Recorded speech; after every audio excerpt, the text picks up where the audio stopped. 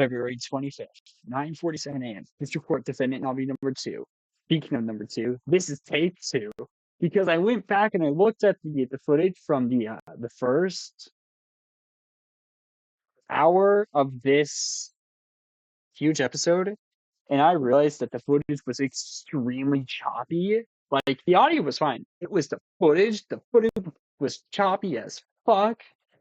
So I decided to just scrap this footage and the audio and just re-record absolutely everything, much to my dismay. And so here we are, sitting here again. I hate this so much. Why did this happen? But anyways, if you guys are looking forward to the ultra super special finale episode of Ace Attorney, which will be this video, by the way, I'm already calling it now. It's going to take about 2 hours of footage and about 4 hours, like 2 to 3 hours to edit it all. Like, it's going to be a long episode. I hope you guys are all excited for this because this is going to be, like I said, a wild ride. So if you guys are, if you guys are looking forward to that, please make sure you hit the like button and the subscribe button. It really helps out and lets me know that you guys enjoy what I do and enjoy it, and lets me know that you guys enjoy the content I create.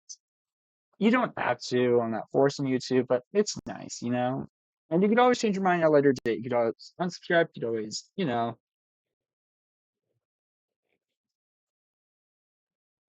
Um, unlike, I guess. I don't know what really else to say.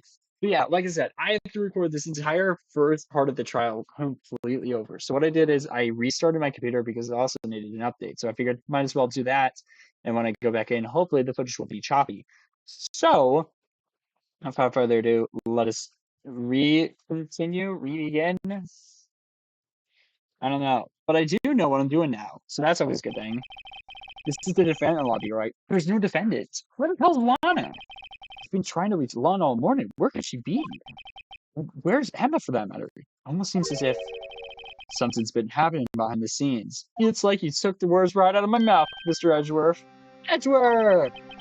No, you've already figured it out. Not really. Oh, and also, I forgot to mention, last episode, we went back to Chief Gant's office. We found out he's been hiding evidence. My goodness. Thanks for police. Why would you do such a horrible thing? So today we're going to figure out why. Maybe not right away, but eventually we will. I think I figured it out, but I'm not 100% sure. Who the owner of the 7777777 ID number is, that is. Oh, absolutely. I know. It's Chief Gant. Well, I have a pretty strong hunch. It's a 99.9% chance I'm correct. Yeah. Looks like I'm not the only one who's figured it out. Yeah, no, I know. You know, the only reason the trial didn't reach a verdict yesterday is because there was still room for doubt regarding this ID. That number does belong to whom you suspect. No doubt will remain. What do you mean? After all, he hasn't been officially charged with anything. Oh, yeah. True. But in any event, once all doubt has been removed from that list, I could call for ruling. 5 minutes right, Chief Prosecutor Skye will be found guilty. You're pulling a Black Karma here, man. It's not gonna work. I'm calling you now. In 5 minutes, if there is no guilty verdict being pronounced, I will call you a fraud in front of a live studio audience. She didn't do it. I figured you'd say as much. That's why I came here, to hear what you have to say. This is the first time he's ever done something like this. Lana's hiding something, and the only way we'll ever know the truth is to draw it out of her. The truth? Everything goes back to the SL9 incident. Don't be stupid. Today's the last day of the trial. We don't have time to reminisce about the past. Unfortunately, we do. That depends on you. Ooh. If he's found guilty, you'll lose your only chance to find out what really happened. I'll think about it. You better. See you in court, right? Yeah, I'll see you in court, man. This is it. If I'm ever going to find out what Chief Gant has on her, it's now. February 25th, 10 a.m. This report, courtroom number 9.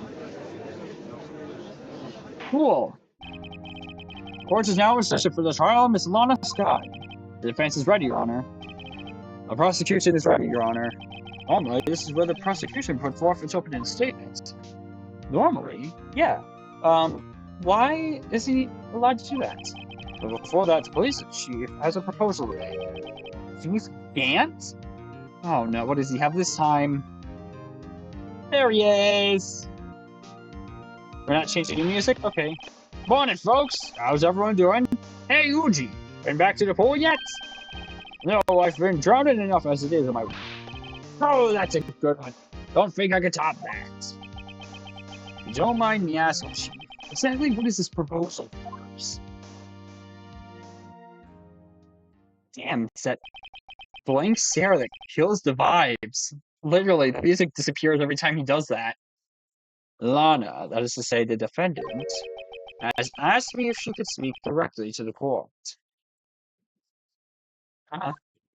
What do you mean she wants to do what now? Haven't heard what she intends to say, I feel we granted her request. In the end, it should save everyone a lot of time and trouble. I don't like the sounds of that. Lana, what are you gonna do? What's this all about, defendant? I'd just like to make one simple request, and I'll be finished. Well then, what's your request? Your Honor, I'd like you to put an immediate end to this trial. Huh? What? I confess to all charges against me. On February 21st of this year, I murdered Detective Goodman in the underground parking lot of the prosecutor's office. No, Lana! Why would you do that? Lana, what the hell are you doing? I object immediately! Can't! Your Honor, the defendant's claim does not change the defense claim. In that case, Mr. Wright, I no longer require your services. You're firing me? I'm your lawyer! You can't fire your lawyer! Well, actually, you could. But, like, why would you do that?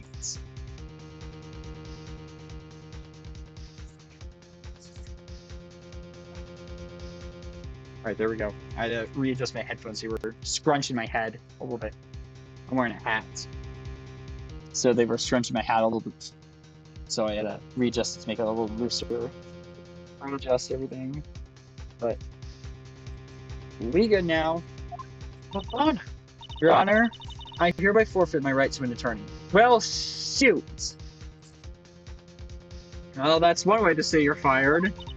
The prosecution may lack direct evidence against me, but it has significantly proven its case through testimony in circles. We're not going to finish that thought. We're just going to say circles. But it has been significantly proven its case through testimony and circumstantial evidence. I'd like you to render your verdict now, you please. Well, the defendant certainly has the right to self-representation. The request is legally valid, although this is an unprecedented situation. Indeed, it appears there is no further need to continue the trial. Even Mr. Wright may feel otherwise. Damn it, what the hell do I do? This can't be happening.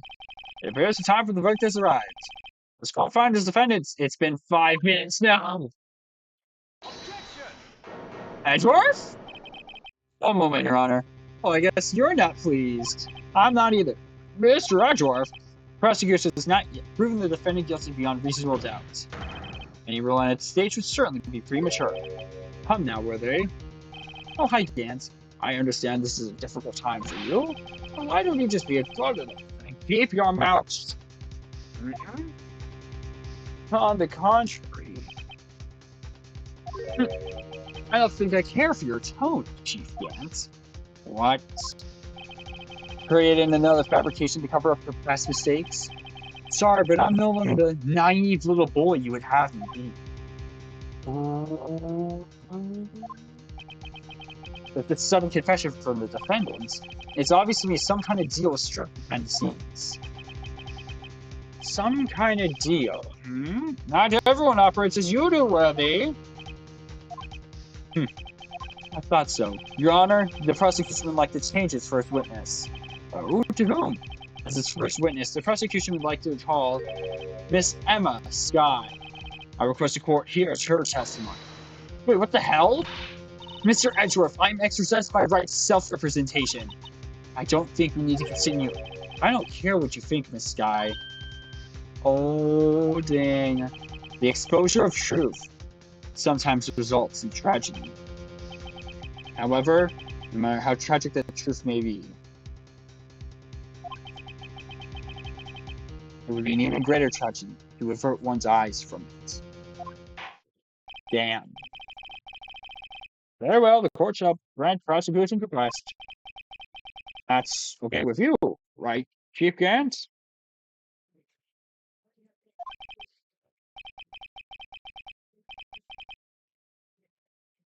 Worthy, you'll live to regret this. Mark my words.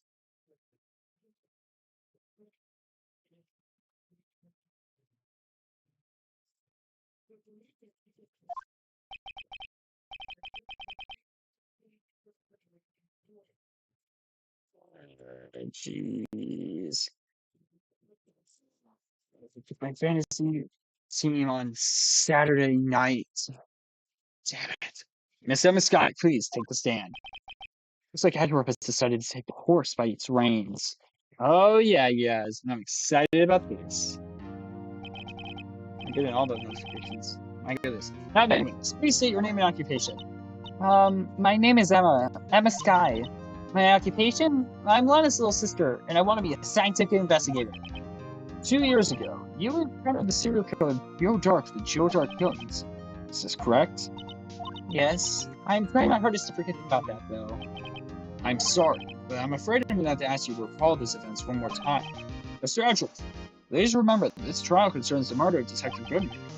It's an incident that was resolved 2 years ago. Really, all that relevant? Yes, most certainly is. Well, okay then. Well, that was fast. You're giving fast. No kidding. Now, please testify for what happened to you 2 years ago. Also, are we, like, still out of a job?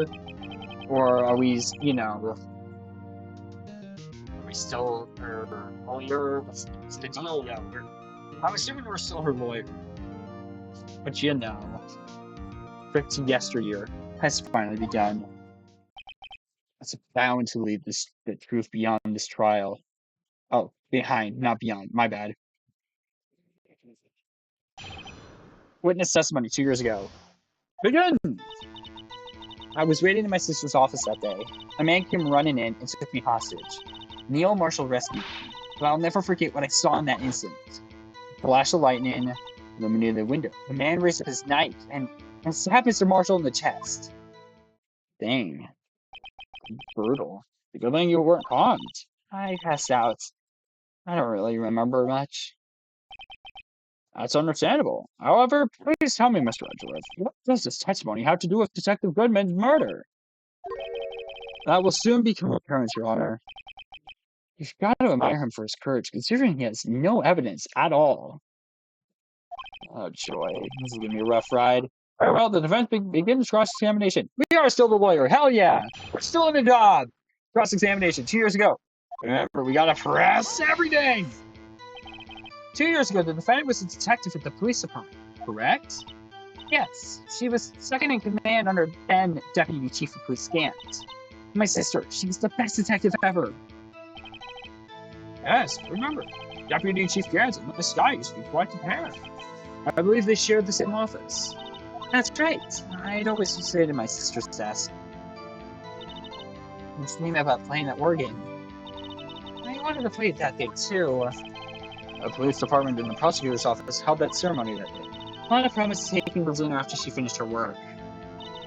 Make him running in. Man. Yes, Joe Dark. He was a serial killer. A knife. And a face that was creepy as hell. His eyes screamed murder. His eyes screamed bloody murder. There was no doubt in it. He was a serial killer.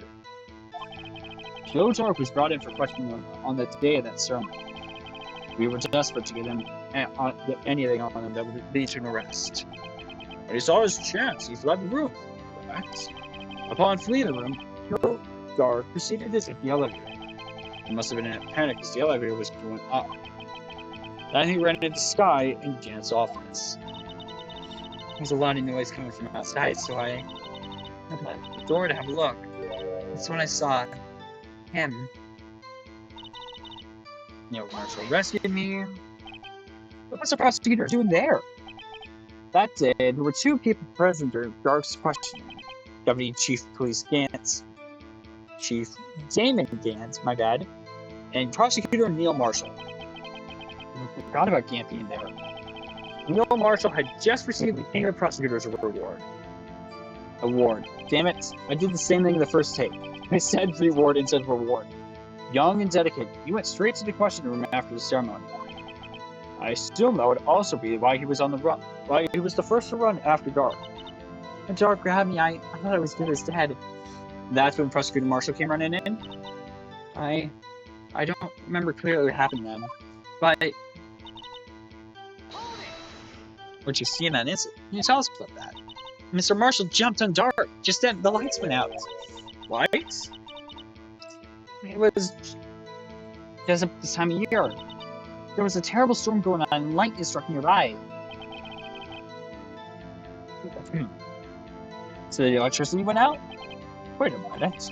If it was pitch black and you shouldn't have been able to see anything, correct? Right, but just then lightning flashed outside again. That sudden flash left an unforgettable image of a scene in my mind. See? I told the detective about what I saw then. The detective? Yes, Detective Goodman. He was in charge of the case. Detective Bruce Goodman, the victim. I want to hear more. Now, here is where it connects back to this case. The one that we're currently working on. So you spoke with Detective Goodman about this 2 years ago. Yes, that's what's so scary about this trial. And you told Detective Goodman about what you saw. Yes, but at the time the words wouldn't come out. That's why I drew a picture. A picture? Yes, I think she mentioned that before. She did. I don't remember when, but she did. Well, Mr. Wright, have you learned enough? No! Keep asking! This picture the witness drew, I believe it has a very important meaning. An objection! The list of evidence I was told 2 years ago didn't contain a picture. Witness, would you mind if we added the statement to your testimony? Yes, Your Honor. I drew a picture of that scene once, but it seems to have been lost. You drew a picture of the scene you witnessed, right? Yes, I wanted to do everything I could to help the investigation. I can still see it now whenever I close my eyes. It's strange. I took over the case after Prosecutor Marshall did, yet I never received any picture. Perhaps this witness is mistaken? But I did draw it, I swear! I'm not just imagining it. This picture that Ema drew, that reminds me. I guess I should check the evidence again. Well, anyway, let's get you. The scene that imprinted an image on your mind, can you please describe it to us? The man. I stabbed Mr. Marshall in the chest. It must have been a real shock. But now when I close my eyes, I can still see it just as clearly. Fellas, what were you doing at that moment? I believe you testified that Joe Dark was holding you hostage. When lightning struck and the lights went out, Mr. Marshall jumped in Dark and I was thrown aside by and the other two began wrestling each other. I'm pretty sure I was watching them. That doesn't have any reason to lie. But Lana sure does. We need to get Ema to tell us as much as she can. Now then. I did not know this, but I could check the evidence list. Now we can't read anything that was on the evidence list. But we sure as hell can turn it around. And look at that. There's a photo. Pictures drawn on the back of the evidence list in magic marker. I've got a very bad feeling about this. I completely agree. But for a very different reason than when I did the first take. Now then. Here, I have your picture right here! Mr. Edgeworth, this little girl put all her heart into drawing that picture. And yet you would insist on denying its existence? Huh? Hey, I'm not the bad guy. No, but you are the anti-hero. All I'm saying is that, as a prosecutor for that case, I wasn't handed such a picture. That may well be, but that doesn't mean it doesn't exist. No! Yes, there is the evidence list for the S-9 incidents. Please turn it over, Your Honor. Turn it over. Turn it. Ah, what is this? It's a murder drawing! That's, for some reason, tilted 90 degrees. I still don't know why they did that. That's really odd. Yes, what is that?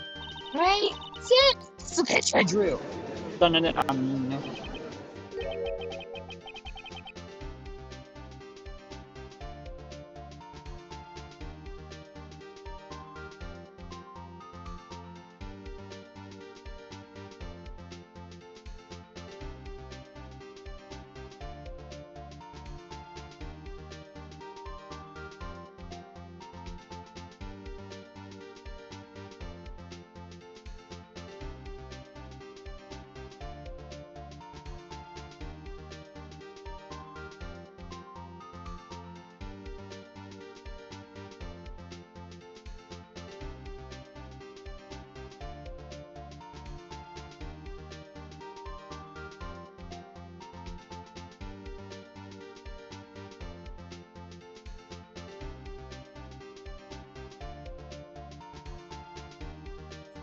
I'm back.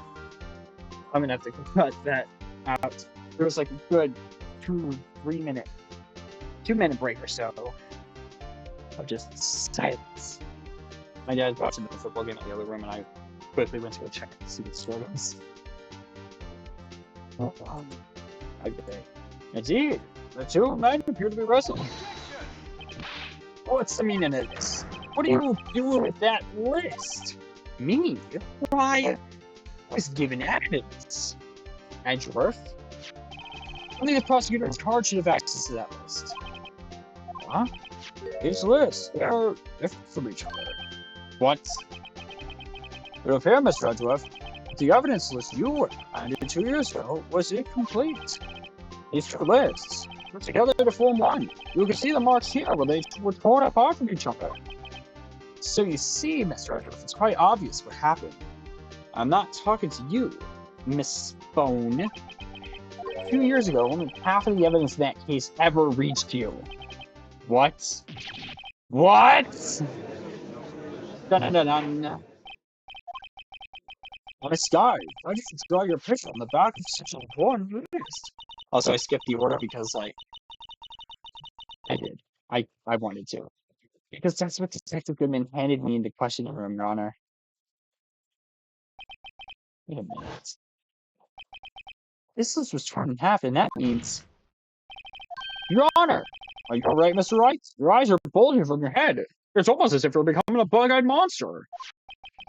If the evidence list was torn in half, then there might be more of the drawing on the back of Mr. Edgeworth's list.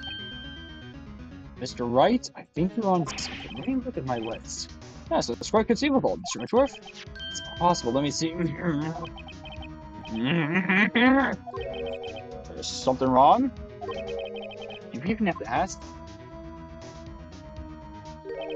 Sorry, Your Honor. There is indeed something drawn in the back of my list.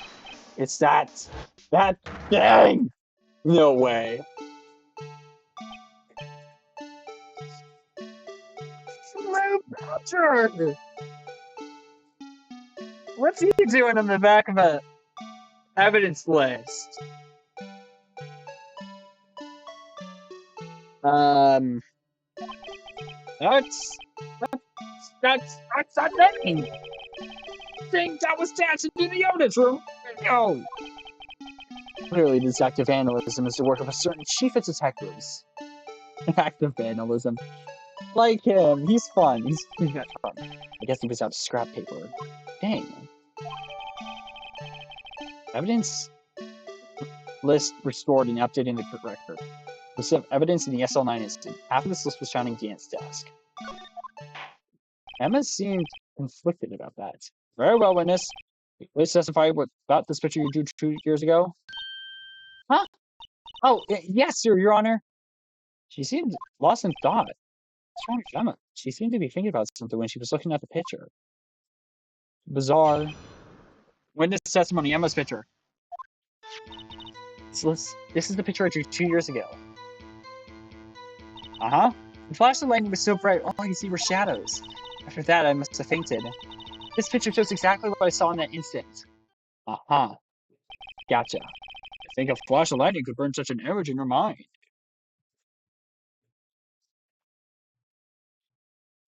Oh, well, it's fine. Thanks to that, though, she was able to show us exactly what she saw. Well, I don't see any contradictions here. This clearly shows Joe Dark about to murder Prosecutor Neil Marshall. The defense may now begin its cross-examination. And then once it's cross-examined, we'll figure it out. I guess we'll just do the usual and press everything! You draw this picture right after the incident. I think I drew it short 3 days later. At first, I was in such a state of shock I couldn't do anything. During that time, the investigation team was reorganized. Detective Goodman was placed in charge, under the direction of Damon Gant and Lana Skye. 2 or 3 days later, the memory should still have been fresh in her mind. Excuse me, witness, but can you please tell us why this picture is painted all black? The flash of light was so bright all I could see were shadows. So at the time, you didn't even know it was Mr. Marshall who would come to your rescue? No, I couldn't see him clearly. The lightning was so bright and I was knocked to the floor. You were knocked to the floor? Dark had a tight grip on me, but when Mr. Marshall jumped on him, I was knocked away. I turned around, and that's when the lightning flashed. Poor Emma. I'm just glad she wasn't hurt. It happened after the lightning flashed. After I must have fainted. You mean you didn't actually see the murder take place? Oh, I'm sorry. That's okay. The flash of lightning only drove off the darkness for a split second. Not only that, the trauma of the situation understandably caused the witness to faint. So it's perfectly reasonable that you wouldn't be looking for murder. Do you really need to torture this girl any further? I will torture her for the truth of justice. Wait, no, that came out wrong. We're sticking with it. Wait, what? Hey, I'm the bad guy here. Hey, we just said that a few minutes ago. Well, not a few minutes ago. It's been like 10 minutes, but you know. Anyway, this picture shows exactly what I saw in the incident. Sorry for asking so many times, but are you sure you drew exactly what you saw? Of course, it's the exact scene. Was it influenced in any way from your talks with the detectives? Are you insinuating we somehow manipulated her memory, Mr. Wright? No, of course not. I better watch out or we might find someone to cut my salary. I drew this picture before I heard anything from the detectives. So I don't think anyone's story would have influenced me. Mr. Wright? Is there something that bothered you about this picture? Huh? Oh, well... Strange. She claims this is exactly the scene that was inspired in your mind. Imprinted, not inspired. You're definitely not inspired. That would be dark. Emma? Yet... There's clearly a contradiction here. Now, at first, I had no idea what the hell he was talking about. However, it's pretty clear to see if you know what you're looking at. And I know exactly what I'm looking at.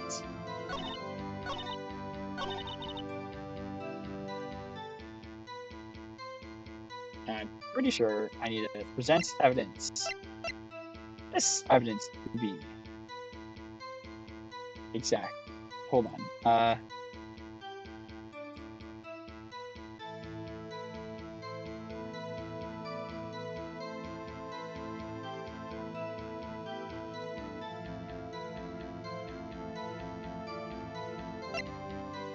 So,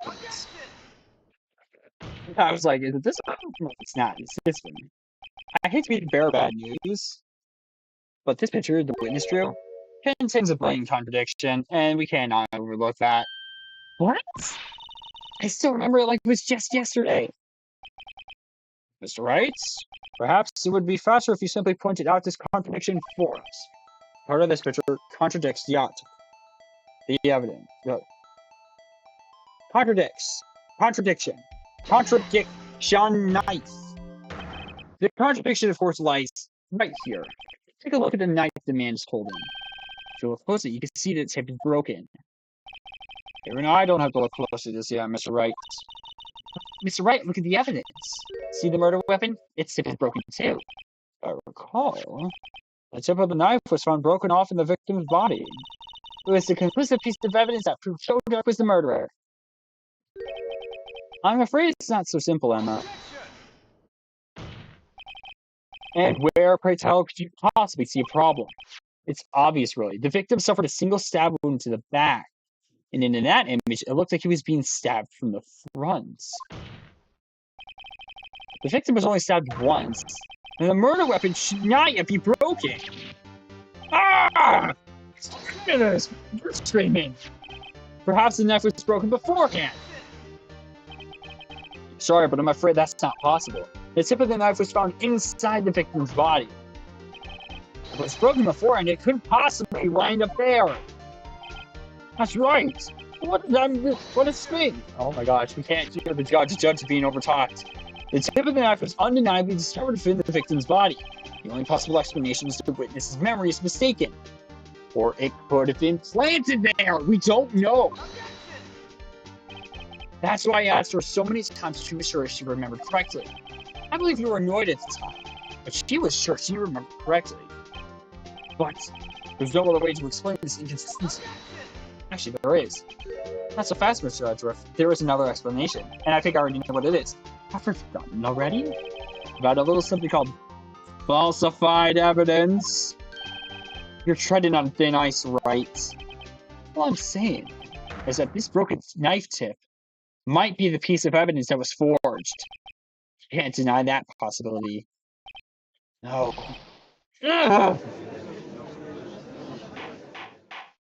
You can't deny it. Order! Are you saying the investigation really was corrupted? Your Honor, please allow me to once again go over the events that took place the day of the murder. Flashbacks. The police department and the prosecutor's office were holding a ceremony that day. After receiving the King of Prosecutors reward at the ceremony, Neil Marshall questioned Joe Dark along with Damon Gant. During his questioning, Joe Dark fled the room. Prosecutor Marshall chased after him and was killed by Dark. It is my belief that somewhere in this story, there is a lie. I'm not lying. That man really was holding up a broken knife. That's true. Then there's no other way around it. This could not have been the actual murder one. There must have been another broken knife. What are the chances of there being two broken knives? Hey, Judge, I hate to be the bearer of bad news, but, the chances of that happening are actually pretty big. Specifically with this case, it's high as hell. Another broken knife besides Joe Dark's. Could there have been one? No, there is another one. The witness is this adamant about the accuracy of what she saw. Shaw, really? It can't just be explained away by simple observational error. Is right? In that instance, Emma really did see a broken knife. I assume then, that you have some information about the other broken knife? So, please feel free to enlighten us. The murder weapon was already broken prior to the murder. There's only one way. Take a look at this. This is the real murder weapon. And it's right here in this photo. I am quick on the jumps for these because I have done this once already. And it is fresh in my mind. The answer lies in the past. 2 years in the past. Right here inside this picture. It's the picture of the awards ceremony. Ah! What is it, Mr. Edgeworth? It's the broken murder weapon. Notice the award Prosecutor Marshall is holding. That's broken knife. It's more like a broken lance, but you know. As we earlier concluded, the knife in the drawing was not Joe Dark's knife. That being the case, the knife the witness saw was in all likelihood from this award. Which then causes a bit of a problem. But we'll get to that here in a second. Order, order, order! Neil Marshall was awarded King of Prosecutors that day. As an award, he was given this broken shield and knife. Pretty sure it's supposed to be a lance, but okay. When he chased after Joe Dark, he pulled out this knife. Being a prosecutor, he did not carry a pistol. This broken knife was the only weapon he had in this dangerous situation. That can't be! Oh, why not, Mr. Edgeworth? Because if the King of Prosecutors' reward knife was the murder weapon, the murderer and the victim would be reversed. What do you mean? I mean, this man raising a knife might have been Prosecutor Neil Marshall. Oh. Oh! Yeah, that's a big problem. Well, the prosecutor was the one who actually died. That's true. What the hell is going on here? I don't know anymore, man. Gee, I do a little bit. It seems Mr. Wright has been a bit too eager to jump to conclusions. Oh. Wait! I remember now. I remember everything. Witness? Mr. Edgeworth. What is it? Could you show me your evidence list again, please? This list? The one with that picture scribbled on the back? You mean the blue badger? I knew it. This picture. I'm the one who drew it. What? You drew that? That's right. The list wasn't torn in half at the time I drew this picture.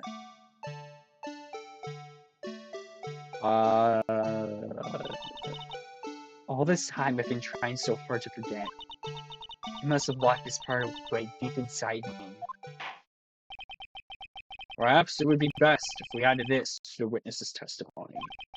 Would you please tell us what you have recalled, Miss Skye? Yes, Your Honor. First a knife mix-up, now freaking blue badger! This should be interesting. I agree. Emma's recollection. Witness testimony begin. When I saw that man raise his knife, I panicked and rushed towards both of them. I think I knocked away the man with the knife. But then there was another flash of lightning, and that's when I saw the blue badger. He wasn't in the room, but I'm sure I saw his shadow. This is certainly most unusual. Try impossible. What do you mean? The chief of detectives hadn't even designed him until this year. He didn't even exist 2 years ago. Yes, well, the defense may now begin its examination. Oh, never mind. Stop! Please, pursue this any further. Lana, why do you seem so desperate? What the hell is going on? What's the meaning of this? Please remain seated in the defendant's chair. You can't do this. I've already confessed to the crime. Why can't you just leave it at that? Chief Prosecutor Skye. We've already come this far. It's too late to turn back. Oh. Oh, dang. Silence! The defense will now begin its cross-examination. Bailiff, please detain the defendant.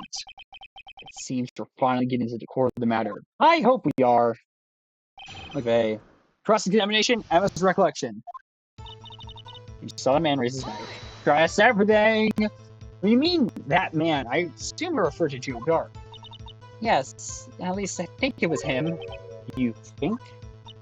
All I could really see were shadows. The power outage that immediately preceded the incident is also documented in the prosecutor's office reports. So then you panicked and rushed toward both of them. I think I knocked away the man with the knife. Oh wait, hold on. I was supposed to press everything. You panicked? Why would you do something so dangerous? What else could I have done? I was about to stab Mr. Marshall. She seems convinced that Dark was the one holding the knife. We've just theorized Mr. Marshall was the one holding the knife. Oh, I didn't know that at the time. In that dark, I knocked me down. All I could think was, I've got to help that other person. I think I knocked away the guy with the knife. What do you mean you think? It all happened so fast and I was in shock. I don't remember everything clearly. What I did, it's all kind of a blur. Miss Skye was almost killed before she was witness to a murder about to take place.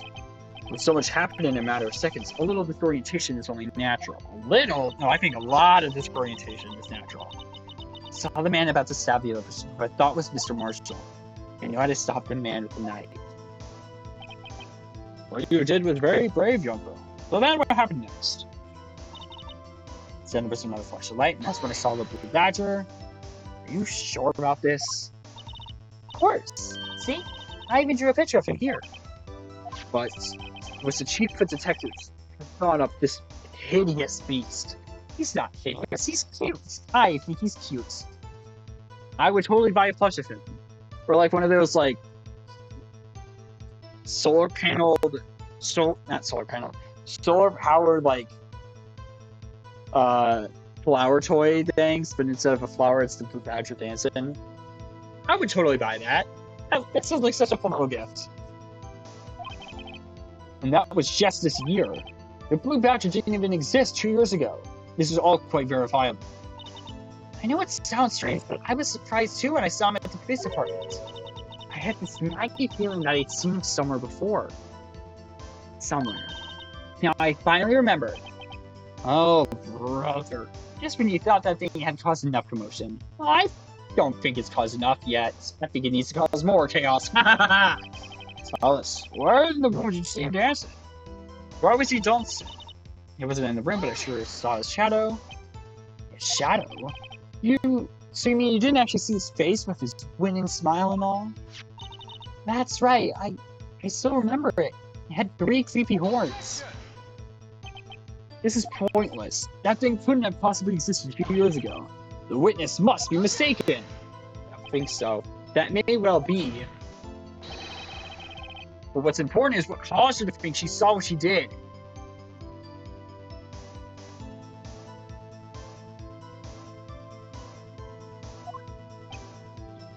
I suppose you have an explanation? If so, then by all means, please tell us what the shadow really was. What was it that Ema saw when the lightning flashed? Who is this blue badger, really? I'm not sure. I absolutely, positively have no idea whatsoever. Well, it's always good to be sure of oneself. You know, really though, like, it's not helpful. Apparently it helps when trying to overlook one's failures. But I know what I saw, I'm not making this up. That's right, please, you can't leave me. Emma, Blue Badger didn't even exist 2 years ago, so what exactly did Emma see? Gathered all the evidence. All this stuff now is to put all the pieces of the puzzle together. Blind.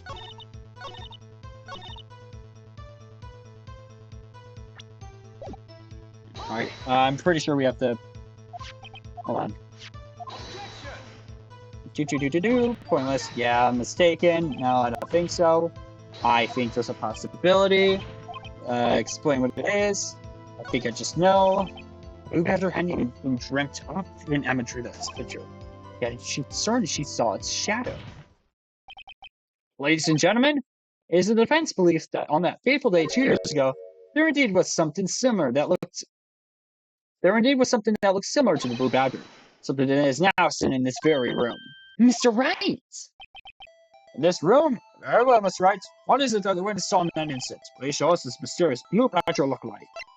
Gladly. You see this jar? I know it's called a jar. I'm calling it a vase because that's what it is. It's a vase.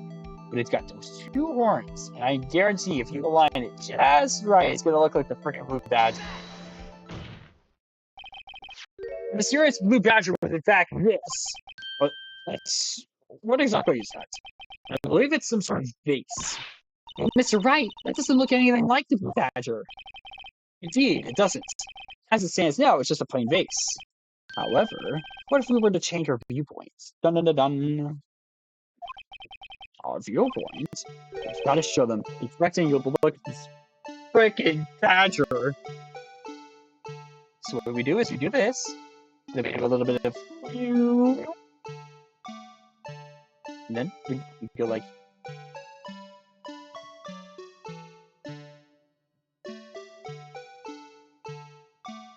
We do a little bit.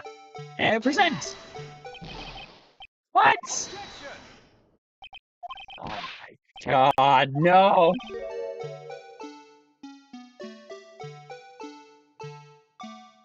Okay, go down. So like that.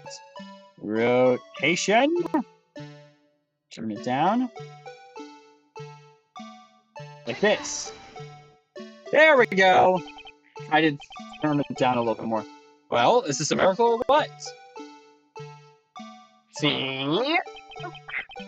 No one can possibly deny this face's resemblance to the Puppetmaster now.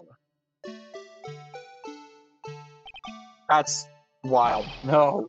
It can't be. It's a freaking vase. And it's the freaking Puppetmaster at the same time. How does that work? It's called the party trick. Ever heard of one? Order! The events have proven its claim.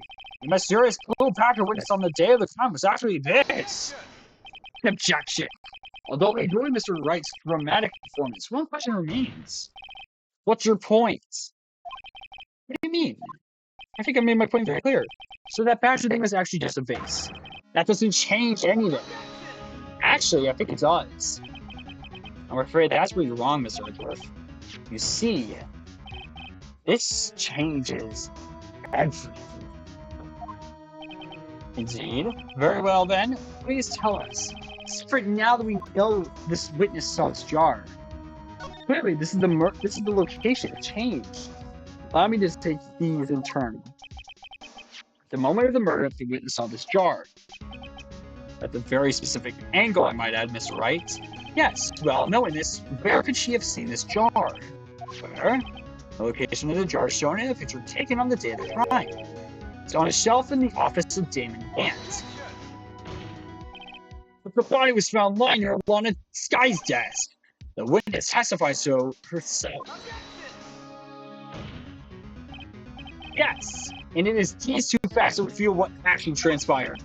You see, the struggle between Dark and Marshall did not take place in Lana Skye's office. It happened on the other side of the room, Chief Gant's office.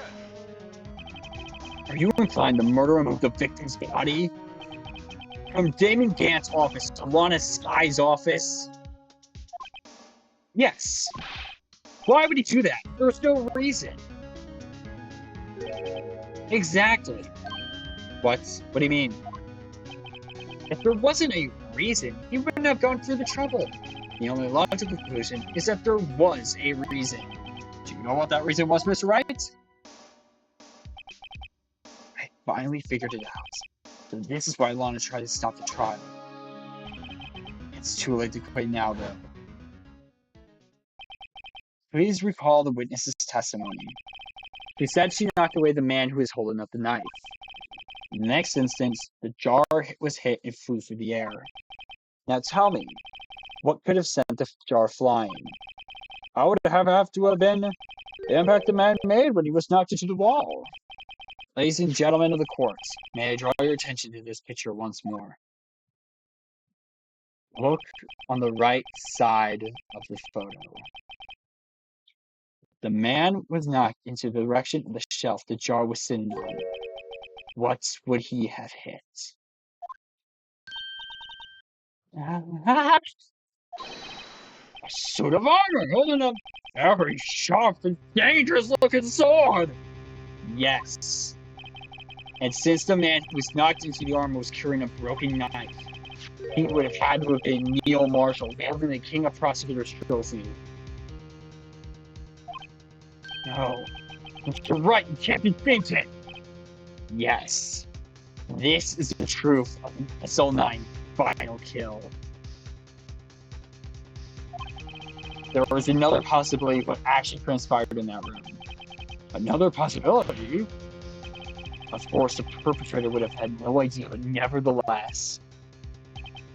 I don't know if we can go through with this. I know I'm not strong enough to go through this, but we have to. So, right? What's the matter? Events took place as the defense theorizes that the outcome is obvious. In that moment, assuming the man Ema Skye knocked away was actually Prosecutor Neil Marshall. Impaction on the back of the sword. Right where the stab would have been, on the back. Which means Ema Skye killed Neil Marshall. You mean Mr. Marshall died because of me?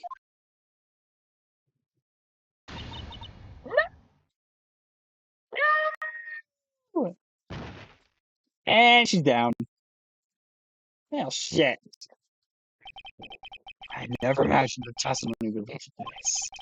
So I was a witness who took the victim's life, and then proved so with her own testimony. This is unprecedented. This is unbelievable. That's what it is. Lana! What are you saying? I'm sorry, Miss Skye, but given the circumstances, Joe Dark murdered Prosecutor Marshall. How could you think it was Emma? How dare you try to pin the crime on her? Imagine that coming from you. Ooh. You recall it was you who had admitted to forging evidence 2 years ago. The reason you moved Prosecutor Marshall's body was to keep anyone else from finding out what Emma did wasn't it.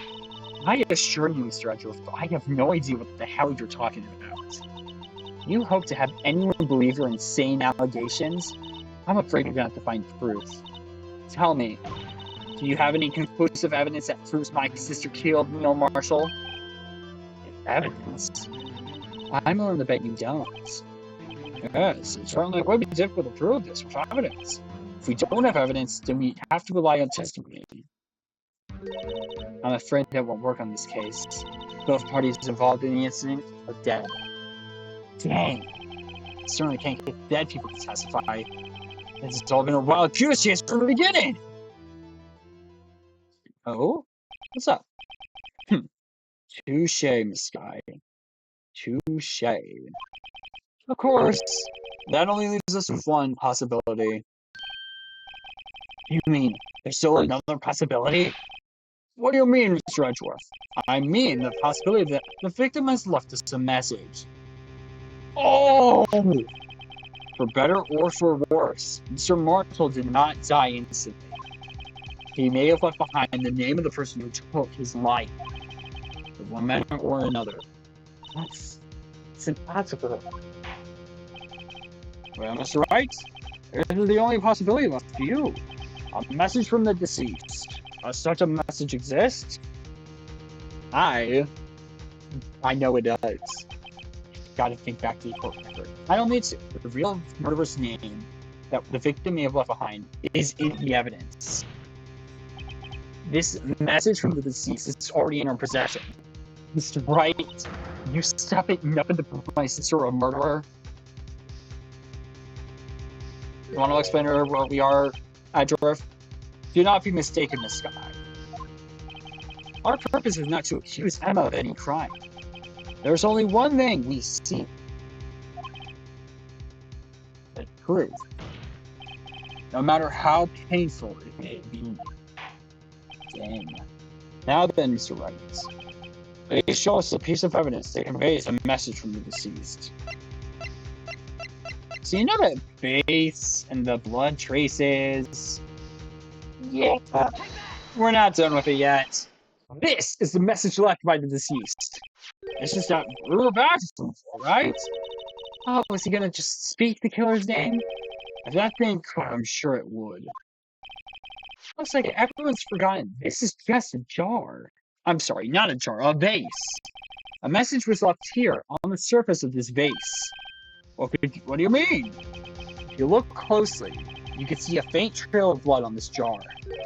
Looks like someone wiped the blood away. I wonder who that was. Lana? Yes, but notice, for some reason the blood on some of the fragments was not wiped away. Yes, there is still a line here, drawn in blood. So what you're saying is that these dots were once lines. Prosecutor Marshall did not die instantly. He used the last few precious moments left in him to leave behind a message. One that Someone apparently wiped away. The blood must have seeped into the vase where the lines changed directions.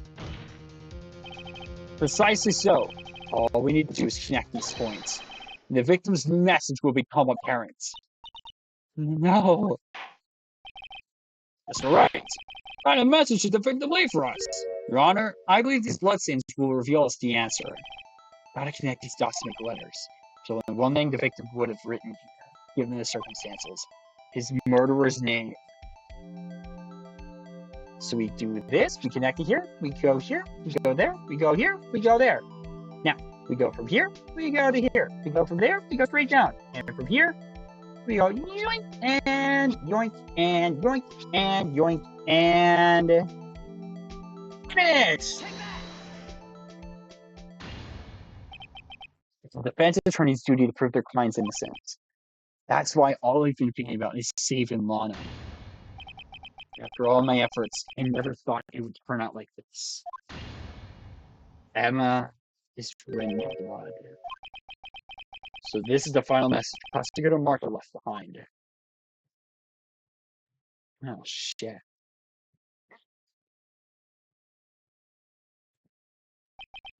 Of all people, she may not have meant it. In the end, the one who took the victim's life was Ema Skye. Well, shit. That's wild, man. See, Worthy? Can't say I didn't warn you. Hi, Gant. What do you want? Chief Gant. Do you understand the implications of what you've done?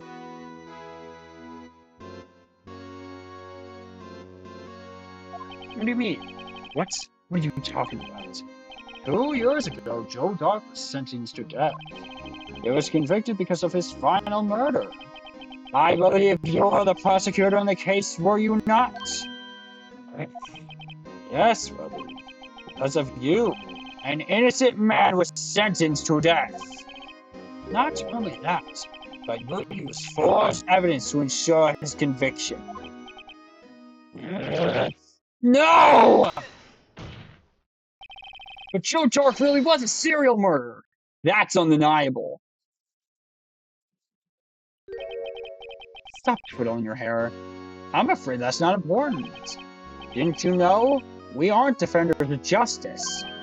What? The hell does that mean? What do you mean you're not defenders of justice? You're a cop! We are merely keepers of the law. Sentencing a man to death is no light matter. Even if there wasn't any cover-up or evidence forgery, ultimately the responsibility falls on the prosecutor in charge. Despite what anyone may say, this fact cannot be denied. What's going on at the prosecutor's office? He might have sent an innocent man to his death? How can you just stand there like it wasn't his fault? Order! Order! Order! Order! The gavels pounded fell on deaf ears. Unable to settle the crowd, the judge declared a recess. Where this trial is headed, no one knows. And that is where we're going to end the first half. Oh my god! Ah!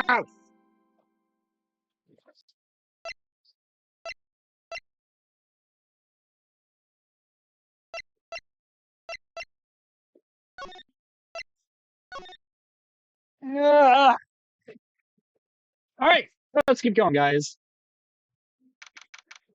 February 25th, 12:06, District Court, Defendant Lobby number 2.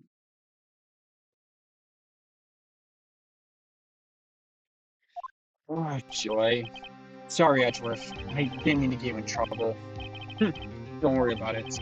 This is my problem, not yours. Hope I'm not interrupting anything, pals. Shoo! Your timing is horrible. Edgeworth thinks your timing was horrible. Oh, yes I am. I'll come back later.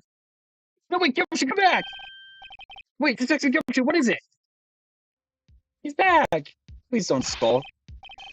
No, what nerve, pal, making the detectives run around all on duty! And top it all, if you call me here! Seen happier people at funerals! I take a long as having you run errands again. Let me tell you, this is the last time, pal. Here, she asked me to give this to you if there was a break in today's trial. Evidence law? Edgeworth was talking about this just the other day. You must know the 2 rules of evidence law. Number 1, no evidence shall be shown without the approval of the police department. Is that right, Mr. Wright? It seems so. You really study some evidence law, really? That was snarky. The Chief Prosecutor also wanted me to give you a message. Message? She said, if you're planning to take him on, you're going to need this book. Guess I'll need to give this book a thorough read. Evidence law from Miss Skye explains the 2 rules of evidence law. Securely slipped in the pocket. Doesn't look like that book will do you any good now, though. All let's look now is the Chief Prosecutor's sentence. That's where you're wrong, Detective. Huh? Haven't you figured it out yet? Why I'm still sitting in that prosecutor seat? Despite all these allegations being thrown at me? Mr. Edgeworth. The real trial today hasn't begun yet. Oh. Well, it seems like we've just gotten started. Now, I do want to quickly take a look at this book. Now, there are 3 full pages of evidence. This is insane. When I said that this was the longest trial in the series, I meant it. There is so much evidence. It's literally being handed out like free candy on Halloween. It's ridiculous. Anyways, submitted evidence. No evidence shall be shown without the approval of the police department. Rule number 2. Unregistered evidence presented must be relevant to the case on trial. Ah, I see. Okay. What? What else is there left to do? Returnability's been all but ruined with this forced evidence we're unaware of. Ema Skye found out she's unwillingly caused the man's death. And now you're telling me you want to do more? Kidding me, pal! You're missing the point, Detective. Lana didn't murder Detective Goodman. She merely stuck a knife into his dead body. Wait, what? That means the real killer is still out there. What? We're going to expose him, no matter what it takes. This case has hurt too many people. It's time to bring it to an end. I'm confused. They did a what now? They took a what? February 25th, 12:52 p.m. District Court, courtroom number 9.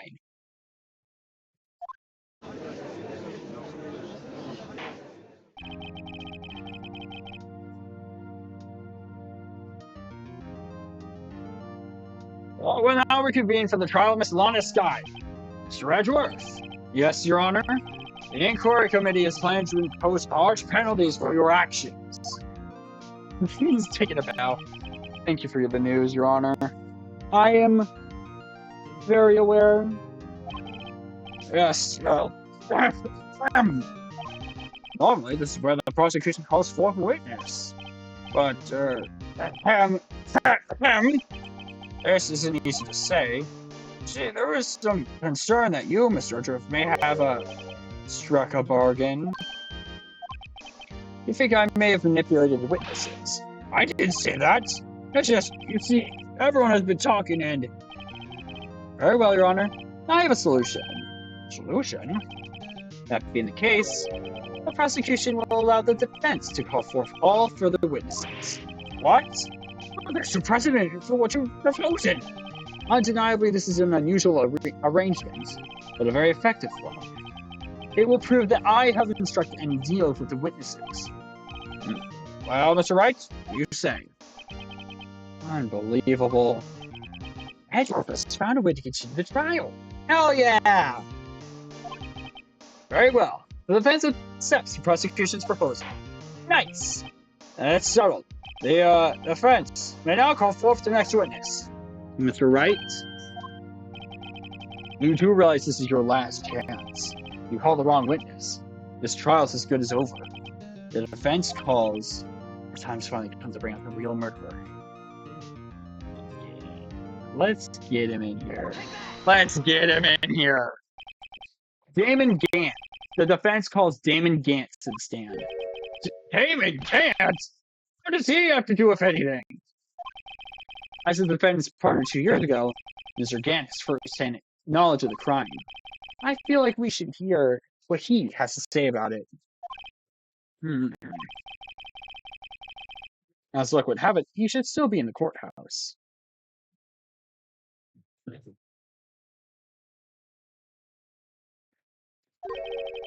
It would also be the least likely to have been manipulated by me in any way. Wouldn't you agree, Your Honor? True. All right, bailiff, please escort Mr. Gant to the stand. Hi, Gant. Witness, please state your name and occupation. What is this, some kind of practical joke? I was just on my way to lunch. Sorry, but you'll have to settle for the lunch, for the boxed sandwiches that they serve in the courtroom cafeteria like we all do. I heard today was Turkey Club. Ooh, I love turkey clubs. Your name and occupation, sir? Worthy, are you sure you want to... Ignore the voice crack. Worthy, are you sure you want to do this? Your name and occupation. So, you want to play hard, eh? Please, Mr. Gant. Hi. My name is Damon Gant. I'm the acting chief of police. Now then, Chief Gant, before us to hear your testimony. Oh, right, it wasn't the grim face. First, let's clear up this SL9 incident. Oh, you mean that time when Lana's sister murdered that prosecutor? Personally, I think it's been pretty clear already. There are still some things unaccounted for. Oh, like what? Like the role you played in all this. Son, either you're very brave or very foolish. You are aware, of course, that a police chief has all kinds of weapons at its disposal. Weapons? Theoretical ones.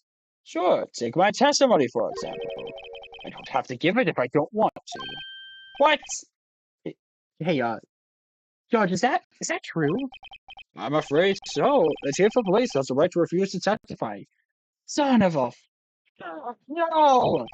Of course, such an action carries with it certain risks. Don't worry, I'm not here to hinder your trial. Just remember, this turns out to be a big waste of time. Don't say I didn't warn you. That's fair. Very well, the witness may now begin his testimony. Witness testimony, SL9 incident. As I recall, Neil and I requested him that day. To make a long story short, we slipped up. Power outage didn't help either. When I went to my office, I found Lana. Apparently, she had already arranged the crime scene. As you can see, I had nothing to do with the forgery. That's a lie. Is that when Doc was arrested? Him? It was Lana the full unconscious. Huh?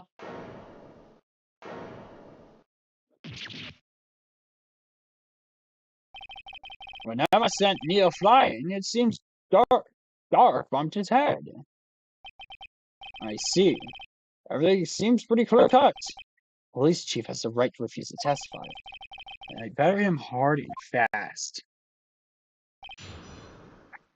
I want to press everything. I'm gonna press everything. Please don't deny me, Judge. I mean, not Judge. Here. Hold on, I'm gonna grab myself into the brain, right?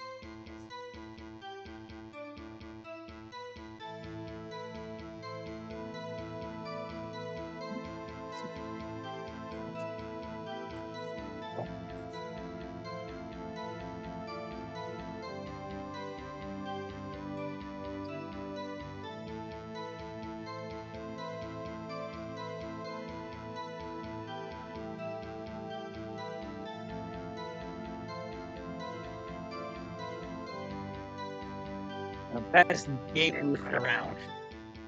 Ever. Not sponsored by Wright.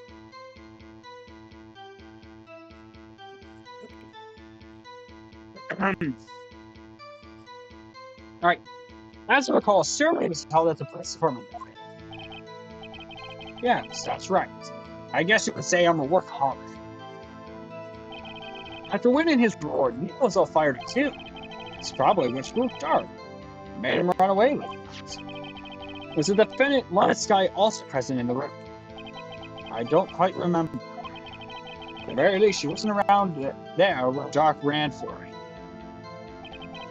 Okay. So the two of you ran immediately after him, right? That's right. But Dark made it to the elevator first, so Neil and I split up. He went upstairs, and I went downstairs. I guess you could say he got lucky. What's this about a power outage? No, that. The elevator stopped all of a sudden, and I got the shock of my life. Well, probably not as shocked as Neil when that knife went for his heart. That's not funny. No, it's really not. Could you tell us what you saw? It was a shocking sight. Neil and that serial killer were lying in a heap on the floor, all tangled up. Dark was also lying collapsed on the floor. Yes, apparently he hit his head and was knocked out. Next to them were those two poor girls, Lana and Ema. Lana was cradling Ema in her arms. Looking back at it now, he must have already known what her sister had done. Oh, shit. Already arranged your crime scene. Want to elaborate on that a little bit? How could you know that? Because of the victim's body. It had already been moved. So that means you found the body near Lana's desk? That's correct. I figured it earlier. It was my suit of armor that really stopped the prosecutor? Yes. Anyway. Well, that was a bit odd. As you can see, I had nothing to do with forgery. I want to press that, but because I know that's fake. So you're saying that forgery had already taken place the time you arrived at your office? That's exactly what I'm saying. I can understand how Lana must have felt. Moving a body and hiding evidence are inexcusable, no matter what the circumstances. Is that how it really went down? Staring at the witness won't do any good, Mr. Wright. Oh, sorry. If you're going to stare at anything, you're better off staring at the court record. Worthy. Always a smooth talker. Lana didn't admit to forged evidence, but that can't be the whole truth. Somehow it got linked against the incident.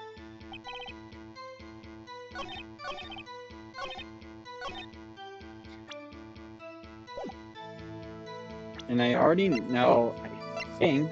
Yeah, right here. This is found in your safe. It did say it for this crime scene.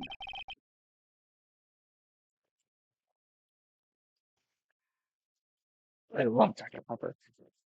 Not sponsored. If you really had nothing to do with the forgery, then how do you explain this?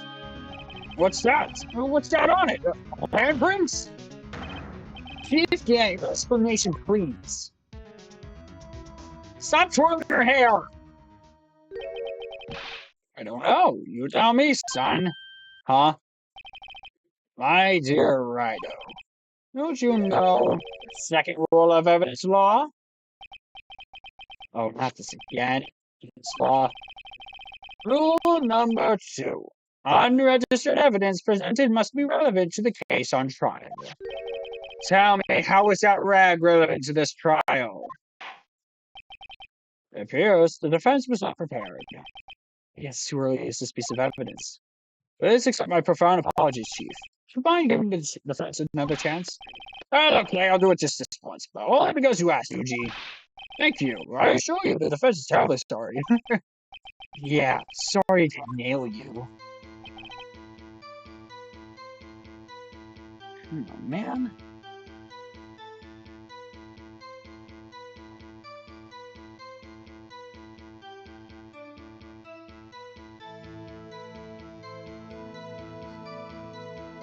Oh wait, okay, so the guy I'm looking at, there's a note that says, no, you can present a call from final statement.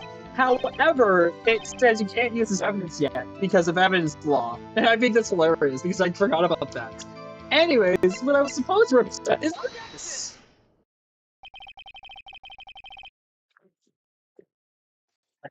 You claim you had nothing to do with the forgery, but I'm afraid that is a claim you cannot explain yourself. Several pieces of evidence were found in your office. Take this list, for example. That's fluid that was started through her Patrolman. This was discovered in your desk. Seriously, stop twirling your hair, my guy. Not only that, the piece of this jar was sitting in your office. Was also found inside your safe. It was found where?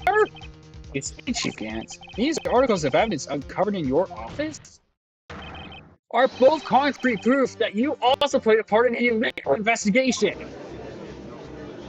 Come on, Chief, do better. Chief, yeah, what is the meaning of this? Oh, here's a defense attorney who might even lie worthy. So you admit to it then, that you were involved in the forgery. Who, me? Or do you mean you? Me? Why would I have anything to do with that?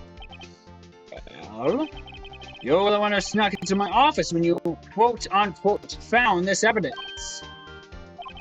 Prosecutors aren't the only ones capable of forging evidence, you know. Defense attorneys could do so too. Isn't that right, Righto? However, Detective Gumshoe was present during the investigation. Worthy, my boy. Not even the detectives are exempt from the law. So sure Dick will receive his due punishment. What? Detective Gumshoe's salary drops any further. He'll end up paying for to work.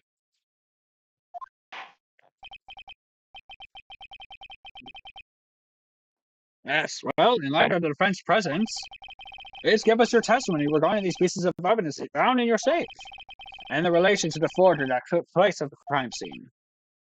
My, Casey is no longer know how to put two and two together. I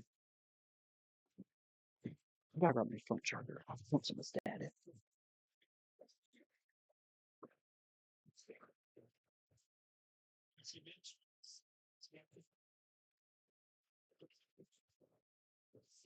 Wow, close game. The football game is going on right now. It's Dallas versus Giants. Fourth quarter, 20-15. There was like 7 minutes left in the game. It's a close game. I'm not watching this. Watching it because I'm probably doing this. But yeah. Witness as testimony, evidence of forgery. Let's see. What was it now? A jaw fragment and a list? Well, I know. You could have planted them in my office. I didn't. Anyway, you can't prove when those pieces of evidence were discovered. They were found after Dark was convicted, and they're worthless. There's no reason I'd participate in a forgery. Rearranging the crime scene won't help me out in any way. Mr. Wright? Yes, Your Honor? When investigating the crime scene, you should have been more careful to observe protocol. You do understand that I'm the chief of police, right? There will be consequences. Oh. Indeed, I believe I will press charges so you won't make the same mistake again. My apologies, Chief, but would you mind waiting until tomorrow for that? Today is, well, you know. All right, Doogie. Return, though. I know. That place, right? Huh? What are these? What are these guys? Telepathic? Probably. Cross-examination? Man, I got nothing.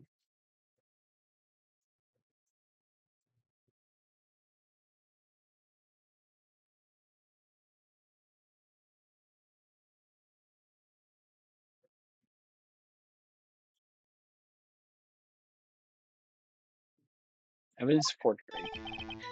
Well, I know you could have planted them in my office, but I didn't.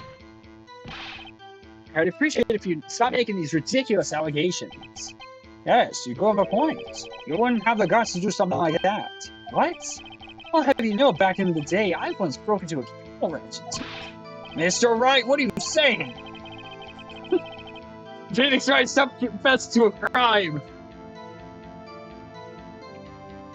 Anyway, you can't prove you didn't carry in the evidence, can you? You have proof to the contrary. You're going to need it later. Later? What are you talking about? What else? I'm talking about when Wright's prints are found. Yes. They're found inside my safe. It will prove his investigation was illegal. I've never faced someone as slimy as this guy. Yeah, no, he sucks. What do you mean by that? This is all purely hypothetical, of course. But suppose I did place those items in my safe. Such an act wouldn't necessarily constitute forgery. What do you mean? That is forgery. If concealing evidence found at a crime scene isn't forgery, I'm not through speaking yet, Righto. It all depends on when the evidence was discovered. What do you mean, when? They were found after Jark was convicted and were worthless. Are you saying this jar fragment wasn't discovered in the initial investigation? It would appear not. After all, it wasn't listed in the evidence list. For all we know, it could have suddenly materialized the day after Jark was sentenced. Oh, and wouldn't that be convenient, right? The chief is talking about a possibility.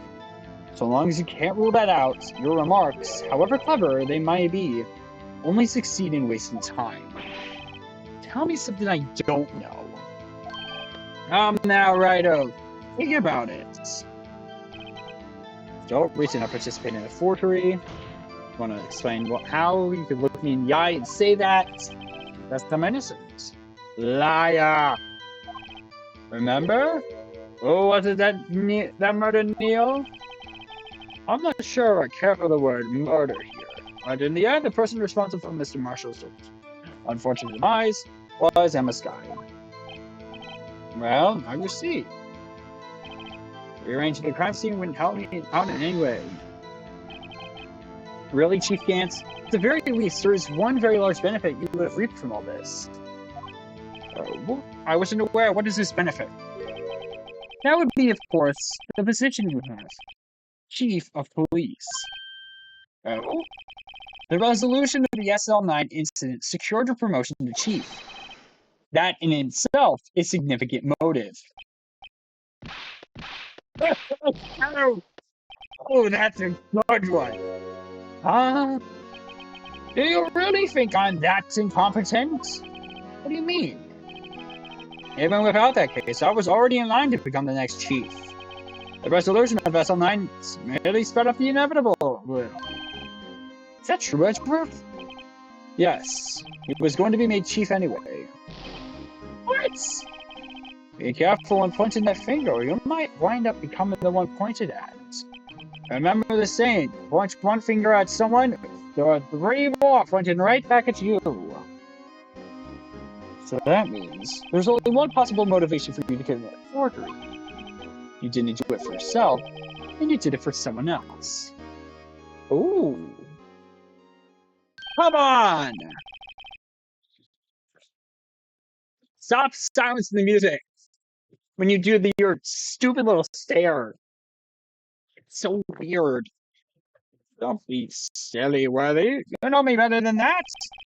There are only three people I look out for. Me, myself, and I.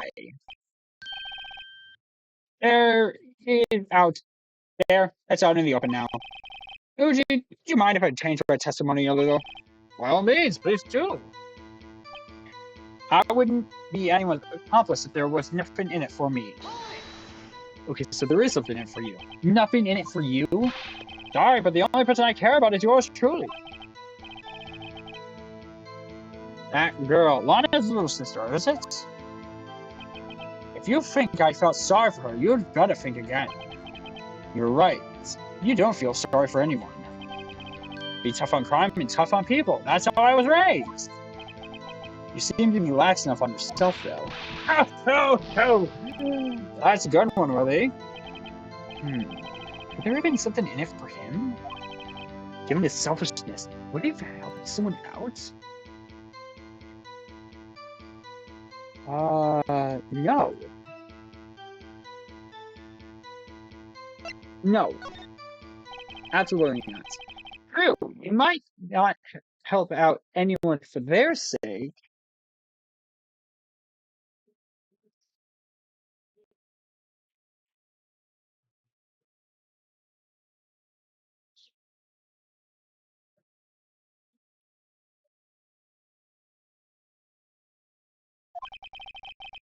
If it would benefit you, you might decide to assist someone. Mr. Wright, it appears you've positively determined to betray the chief. As a nice man who likes to lend people a hand. That's not what I mean! But, I mean, sort of at the same time, and I'm confused, man. Well then. Who is the person you believe Chief Gant may have helped out forged evidence with? Easy. Lana Skye.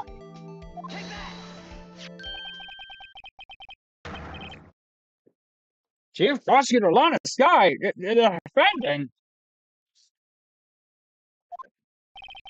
I believe it's quite obvious in light of the circumstances. Ema Skye fell victim to an unfortunate series of events.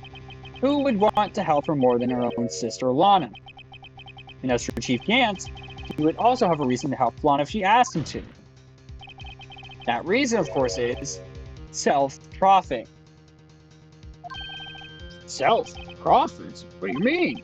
After the SL9 incident was resolved, Lana Skye was appointed Chief Prosecutor of the Prosecutors' Office. The person who arranged this job change was you, Chief Gant. Why? How would he profit from all of this? He would be able to use the Chief Prosecutor as his puppet. Essentially, he would acquire unchecked authority over all investigations. You mean to tell me that despite the Chief's formidable appearance, he plays with puppets?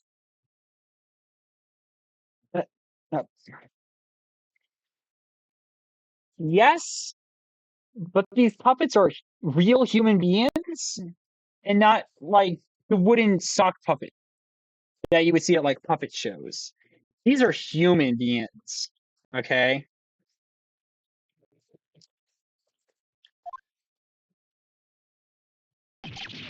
Oh wait, yeah, you must mean puppet isn't so forced to do his bidding. Never mind. Admit it, Chief. You assisted Lana Skye in forging evidence. Your motive to appoint her as Chief Prosecutor so you can control her. Right on, my boy. You have quite an imagination. Let me ask you something. What? Do you have any proof of this? That I controlled Lana?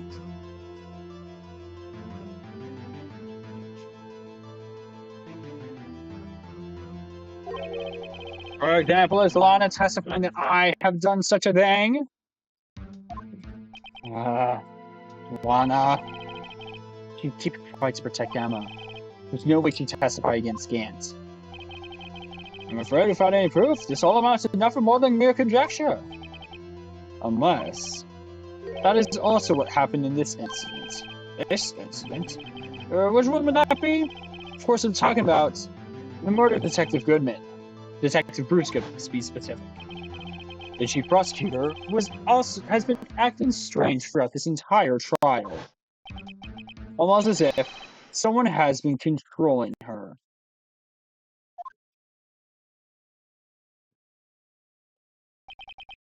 Worthy, you better watch your tongue. I wouldn't want you to get hurt. Just what do you mean? What he means, Your Honor, is that Chief Gant is involved in the murder of Detective Goodman. Not only that, but the Chief is now making Lana take the rap to cover up his involvement.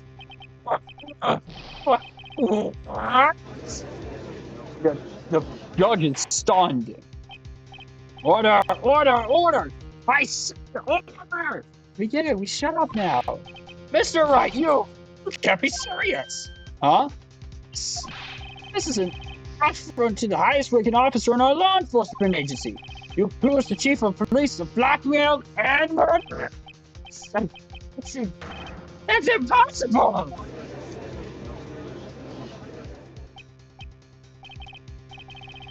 Your Honor, I was merely reiterating what Mr. Edgeworth said in easier to understand language. It's too late, Mr. Wright. What? There's no turning back for us now. Looks like he's the one who's decided to go through with this.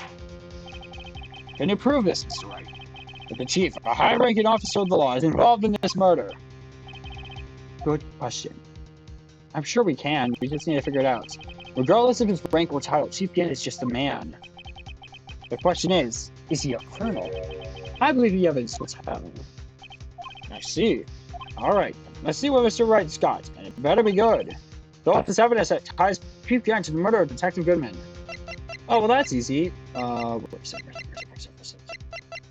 Here! This! This is the ID card list. Yes, the one that shows who entered the evidence room on the day of the crime. There was one ID on the list we couldn't determine the owner of yesterday. 77777777. Sorry, but there's no way to confirm that's my card number. It's your number. What? How do you know that? The safe in Chief Gant's office requires a code to open. A 7-digit code. 7 digits? You don't mean... I'm afraid so, Your Honor. The code was 77777777. The same as the remaining ID card number on that list. Chief Gant, you entered the evidence room on the day of the crime. Oh, he's pissed. We're getting close. Order! Order! Chief Gant, what do you have to say? Nothing.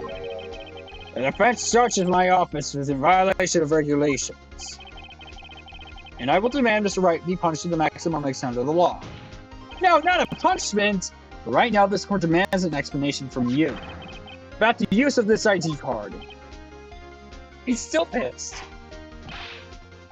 Chief Gant, so you admit it. You entered the evidence room on the day of the crime?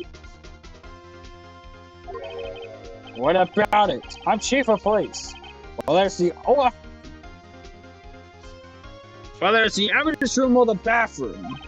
What's the difference? I can go wherever I want. Tell me, when you entered that room, were you alone? I always go to the bathroom alone, as I did with the evidence room. Detective Goodman wouldn't have happened to be with you that day, would he? Of course not. Why would he? I hadn't seen him in days. You hadn't seen him in days? Chief Gant, I'm afraid you've just undone yourself. On that day, you had to have met with Detective Goodman. What do you mean? This trial's purpose is to determine Lana Skye's guilt. No, it isn't, Your Honor. This trial's purpose is to determine the truth. If Chief Gant met the victim on the day of the crime, then we need to determine one thing. What transpired during that meeting?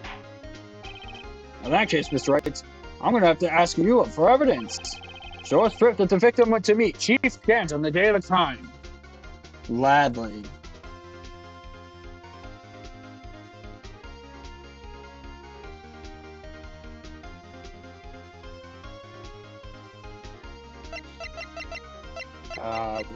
Where is it? Ah, here! Lost side report! Detective Goodman lost his ID card on the day of the crime. Or to be more accurate, Jake Marshall sold it. So Detective Goodman filed out a lost item report. Would have had to give that report to the Chief of Police.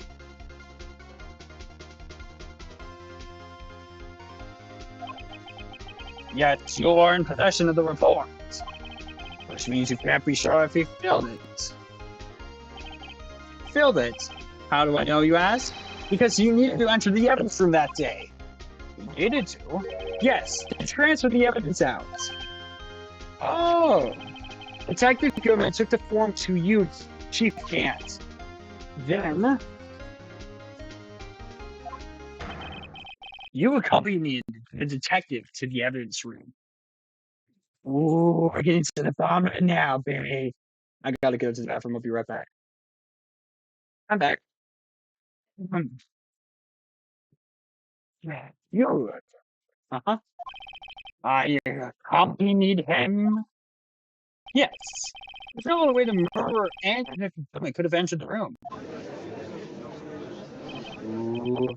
Hold on, let me guess what you're going to say next. I, the chief of police, murdered Paul Goodman. Yes, exactly. But wait! The chief didn't necessarily need to accompany him to the evidence room. I just lent him his ID card. Yes. Now that you mention it, I believe I might have done something of the sort. Sorry, but that's not possible. According to the records, your card was only used once. Yet you showed us your ID card earlier. You really had lent it to Detective Goodman. It would have been found on his body. No. What? What was that enemy-looking pose? Chief, yeah, you didn't! The murder was most likely a spur-of-the-moment crime, for no one in their right mind would choose the police department as a place to commit murder. After the murder, you contacted Lana at the prosecutor's office. Why? To dispose of Detective Goodman's body, of course. You're forgetting Mr. Wright. That the victim's body was discovered in the prosecutor's office parking lot. How did he manage to move it there? I was at the police department the entire day, you know. And everyone's aware that Lana stayed at the prosecutor's office after the ceremony. Everyone except me, it seems. Still, you're the chief of police. You have an entire police force at your disposal. So you think I just ordered an officer to do it? Hey, you, take this here dead body over to the prosecutor's office. I don't think so. Chief Gant, you left all the evidence we need. To prove how you moved the body to the prosecutor's office. And all this time I thought it was a useless crew just taking up space. Oh? How could the chief remove the body? That's right. Show us this evidence. To move the victim's body, Chief Gant used this.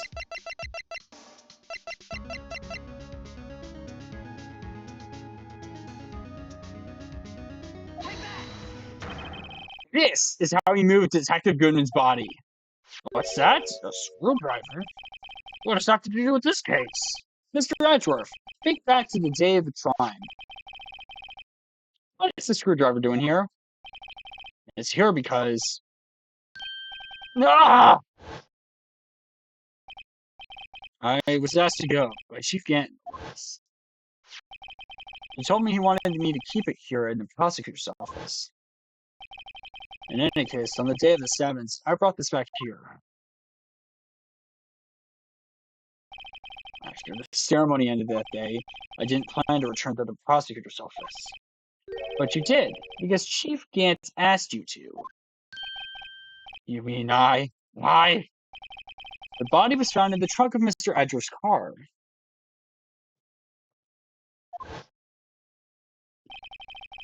I think it's obvious what happened. The body was moved by that car. Mr. Edgeworth unwillingly moved the body. Detective Goodman's body was carried in the trunk of Mr. Edgeworth's car? Yes, unless, of course, you have another explanation, Chief. Why else would you have asked Mr. Edgeworth to transport evidence from a closed case? There's only one plausible explanation. To transport the body to your accomplice, Miss Lana Skye. Order! What's going on here? Is there no room for rebuttal in the defense's outrageous accusations? Think back to the photograph that Star took at the prosecutor's office. This was not a photo of the body being stuck in the attempt to be taken away. It was exactly the opposite. It is a photo of the body being taken from the trunk. Chief Gant, please say something.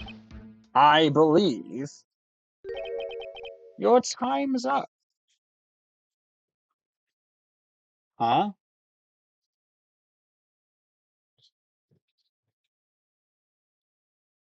What do you mean?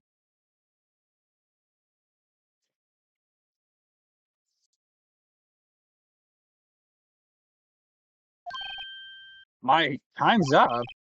Sorry, Rydo. I'm having lunch with the District Attorney General after this. We have to get going if we're going to make it in time for the early bird special. Oh, no you don't. But the cross-examination isn't finished yet. Remember what I told you earlier? The police chief has all kinds of weapons at his disposal. Weapons?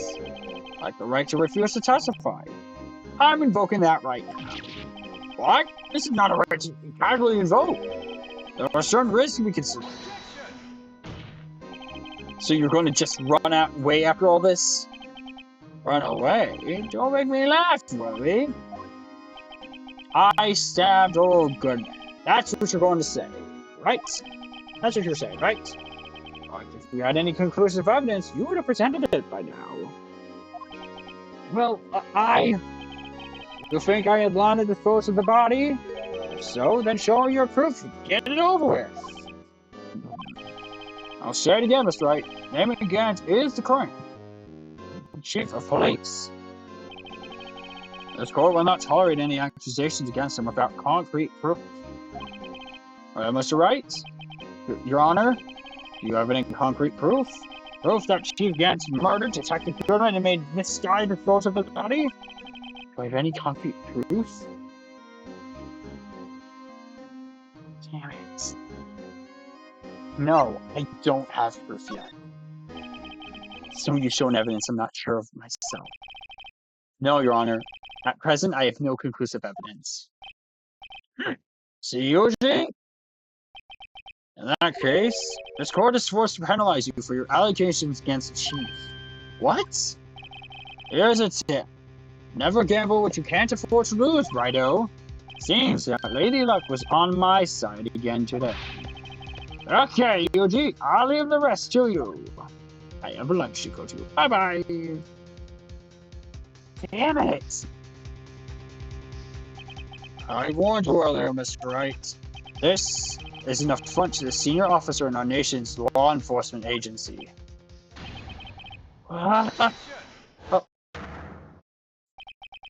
Lady Luck, Maybe we should have a word with her. Mr. Edgeworth, what do you mean? There is one lady who knows the real truth behind this trial. We haven't yet had the honor of hearing her testimony. Oh, a lady who knows the truth, another witness. In the absence of conclusive evidence, the only other method of proof is testimony. Chief Gant has invoked his right to refuse to testify. There's still someone else, one more witness who can answer all the questions raised in this trial. Someone right in this very room. Mr. Edgeworth, who is this person?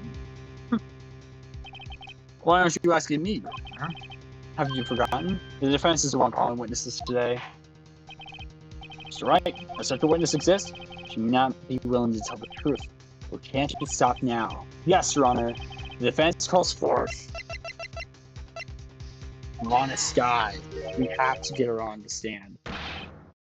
The defendant is Lana Skye! She was in the underground parking lot at 5:15 on February 21st. Her task was to dispose of the victim's body. In accordance with a certain someone's orders. Mr. Edgeworth? No prosecution has no objections, Your Honor.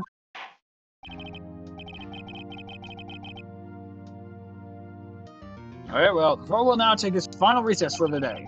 In 15 minutes, we will reconvene to hear the defendant's testimony.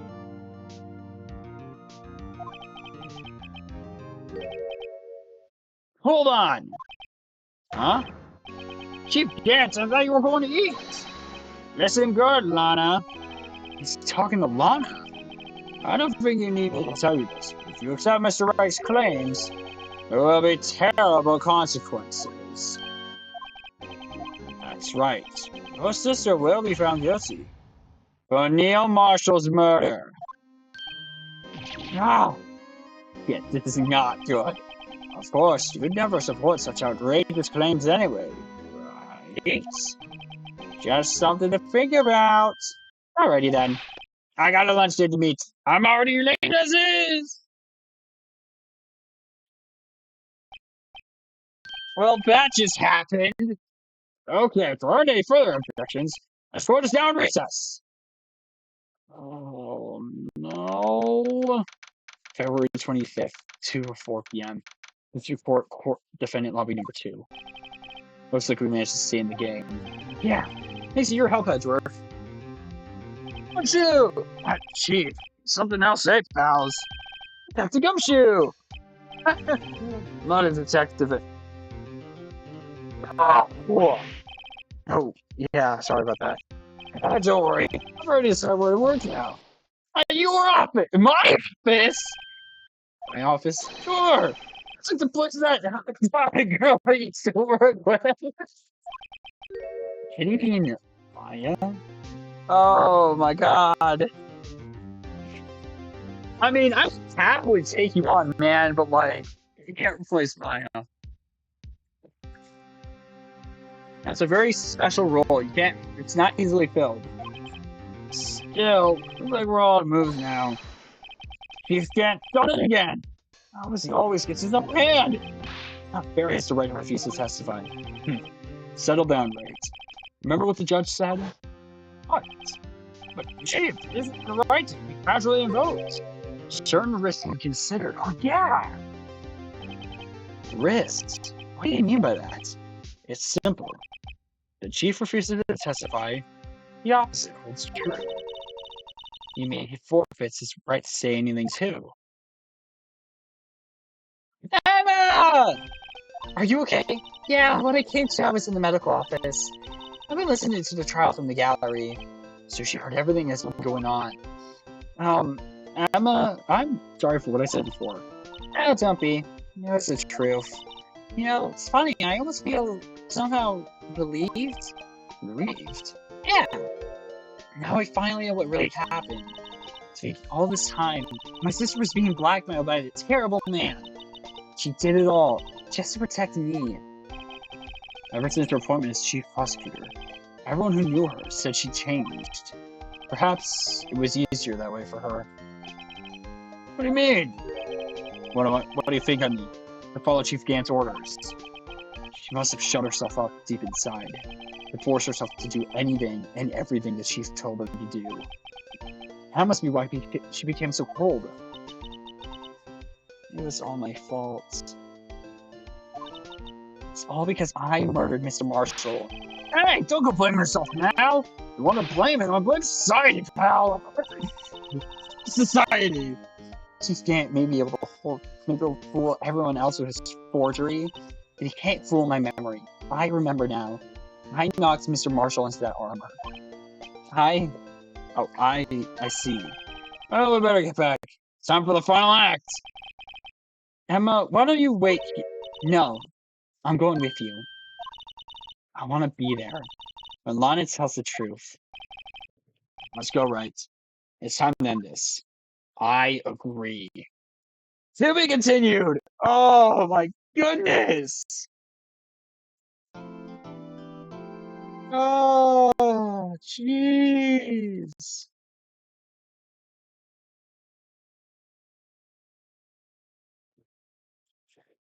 Oh, let's see my progress. Thank you, game.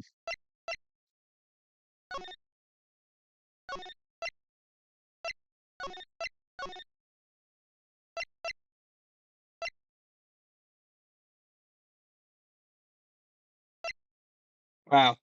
Look at this. I started the recording for this chapter back in early August. It's now late September when I'm finishing the recording for this series. This video won't even go out until early October. This is ridiculous. Man, look at that. That's wild.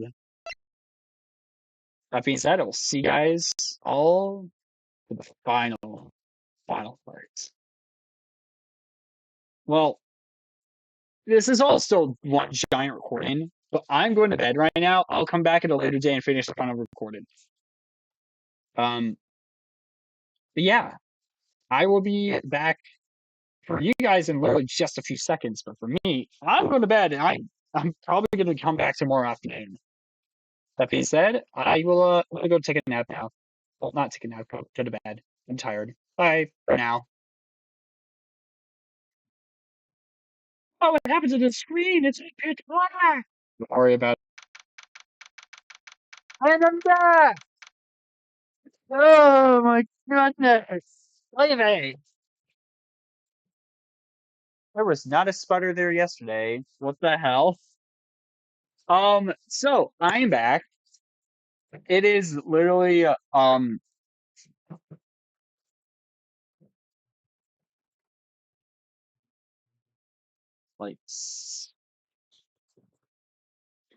don't know how many hours it's been.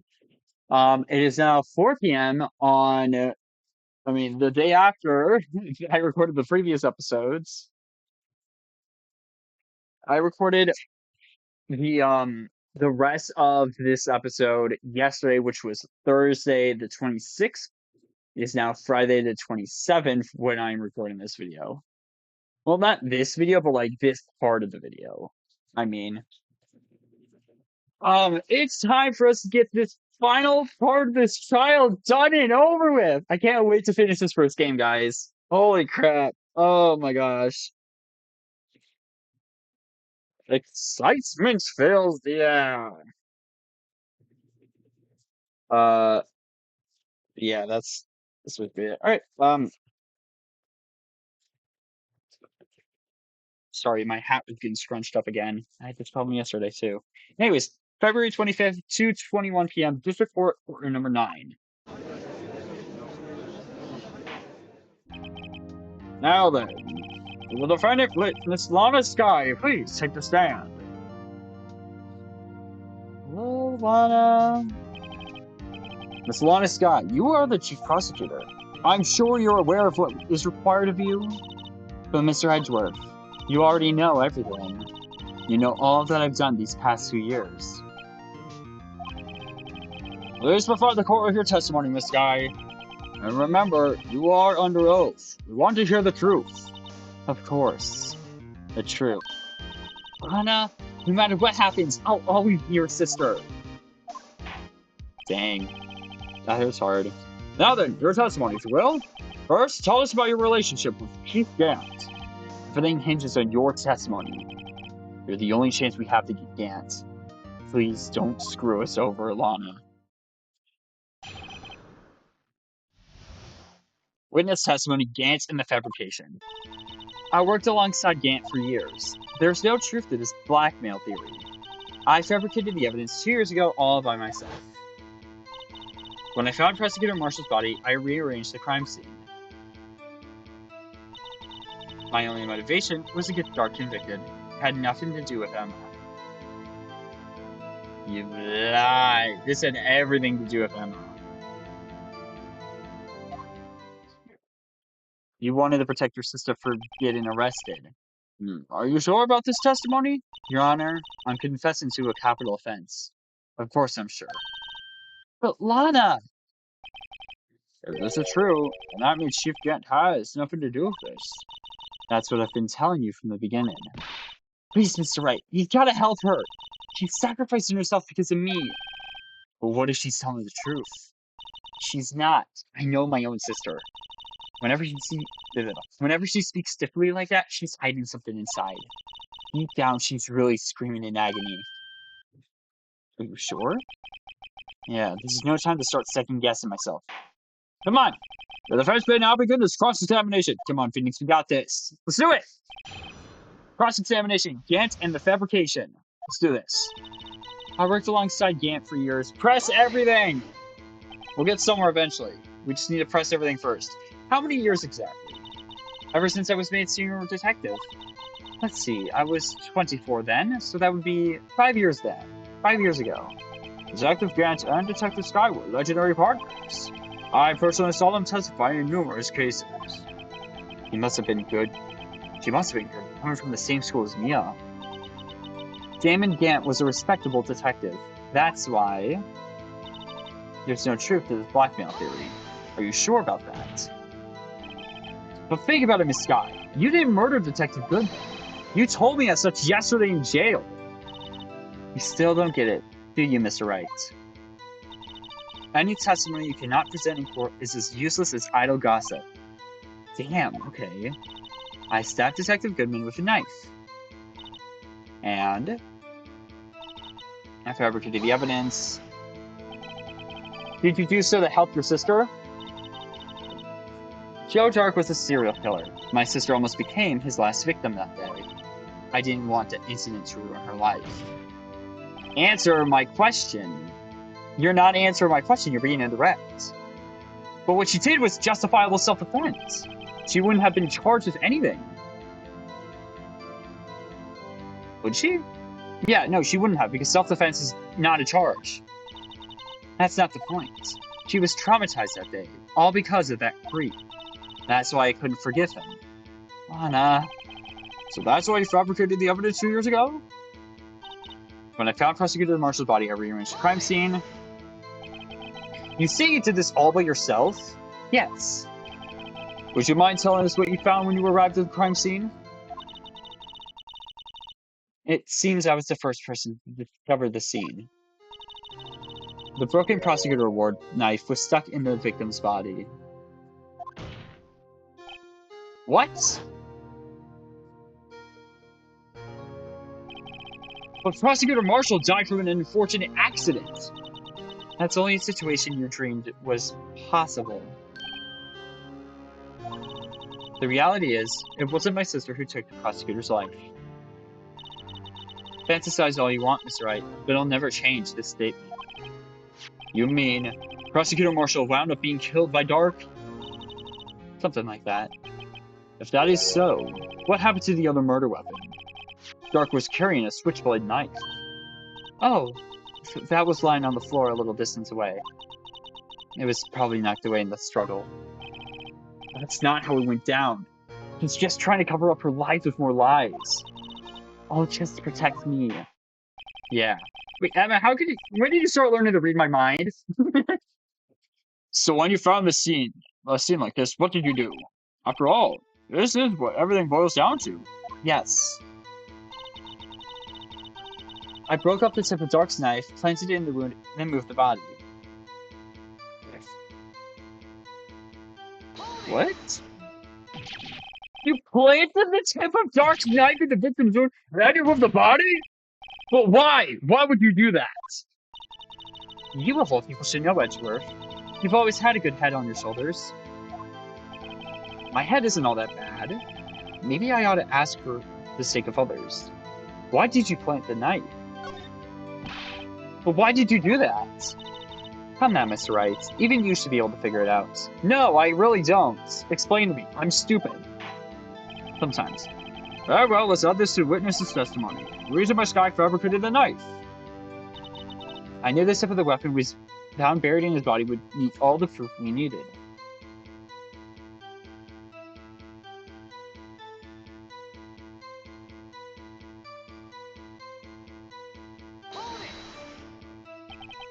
According to your testimony, Prosecutor Marshall's broken knife was the murder weapon, right? Yes, and leaving it at that point might point the blame away from Dark. I felt the most effective way to get him convicted would be by having the tip of his knife found inside the victim's body. So you buried it inside the victim's stab wound? Yes, because I hated Dark for what he did. My only motivation was to get Dark convicted. So you rearranged the crime scene. Are you sure you didn't do this to keep Emma from looking like the murderer? How many times do I have to tell you, Mr. Wright? Emma didn't do it. Period. Are you so desperate to hide the fact? You're willing to risk the death sentence? She's lying! She did it so I wouldn't be blamed for what happened. In any case, as a prosecutor, what I've done is unpardonable. There's nothing I can do to make up for my actions. Mr. Wright, my sister's lying! Looks like she's determined to protect you to the end. She insists you fabricated the evidence by herself. And there's no way she could have done it alone! Gotta get Lana to talk more. You've lied that she found herself up and make it a contradiction.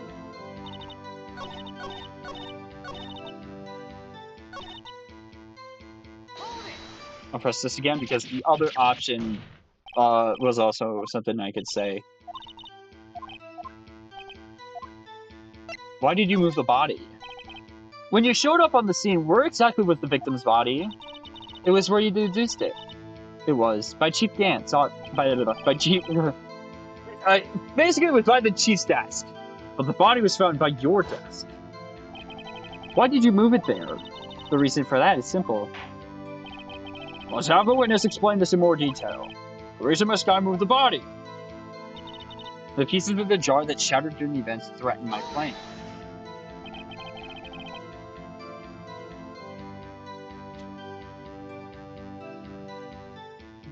Pieces of the jar? You mean... Yes, that wretched jar you showed us earlier. In order to show that jar committed the crime, I felt it would be more expedient to move the body. So, when you first found the body, the jar was already... Of course, it had been shattered in pieces. If you looked at the crime scene, it would be clear right away what happened.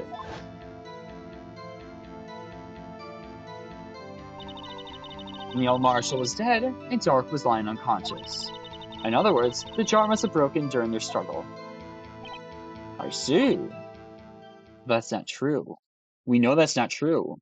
The evidence says otherwise. What's the matter, Emma? Apparently the jar shattered at the time the crime was committed. But I have a feeling there's more to it than that. Oh, I know there's. Yeah. Anyway, I committed this fabrication completely alone. Unfortunately, I don't think so, ma'am. I don't think so at all. Miss Skye, I understand how you feel. You committed that crime 2 years ago to protect your sister. You made the forgery at the crime, or at the scene of the crime where Neil Marshall was murdered? If that truth were to be exposed now, the past 2 years of your life will have been in vain. Even so, I am compelled to bring to everyone's attention a significant contradiction within your testimony. Contradiction in my testimony? You testified, and I quote, "The pieces of the jar that shattered during the events threatened my plane." That's right? You have a problem with that? It's a simple oversight, really. You see, a message was written on this jar with the victim's blood. Yes, the prosecutor must have written it in his final moments. Exactly so. And this is where the contradiction lies. Yeah. You can't write a message on something that's already broken and have it magically fit back into place like it was nothing. In order for the victim to be able to write his message on the jar, it must not yet have been broken before he died. Yeah. Lana, he couldn't have written Ema's name on a shattered jar! Yeah, no, that doesn't make any sense. Lana, what the hell are you doing?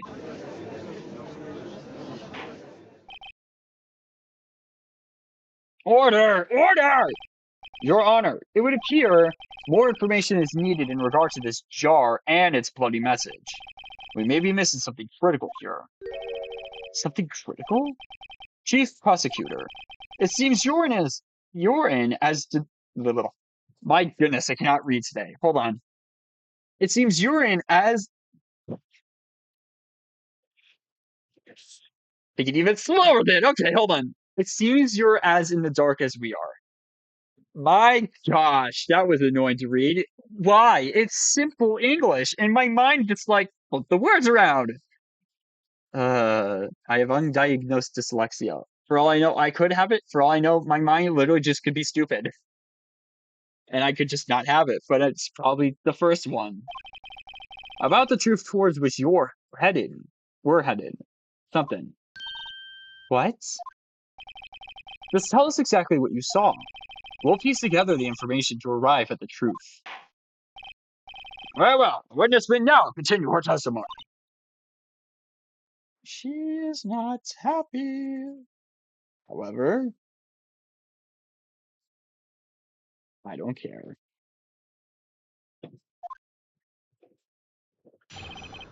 Witness testimony, jar and message in blood. I immediately noticed the blood traces on the jar, but it was dark in the room and I didn't have time to check it out. To be safe, I wiped away the blood. The fragments were large, so I'm sure I got them all. All I could think about was wiping them clean before they were discovered. You mean you were the one who wiped away the message in blood? I wasn't Chief Prosecutor at the time.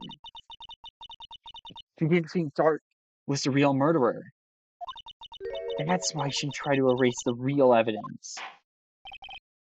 Very well. The defenseman now begins cross-examination. Very well. Cross-examination. Darn blood. I immediately noticed the blood traces. Press everything. So the jar was already broken? It's a miracle that thing hadn't broken earlier. It certainly looks as feeble as the defense's case. Oh, come on, Judge! What? You're supposed to not be biased! But not as feeble as the judge's judgments. You were an ace detective who never missed a detail. Do you really expect us to believe you didn't investigate what was written on the jar pieces? Normally I would have.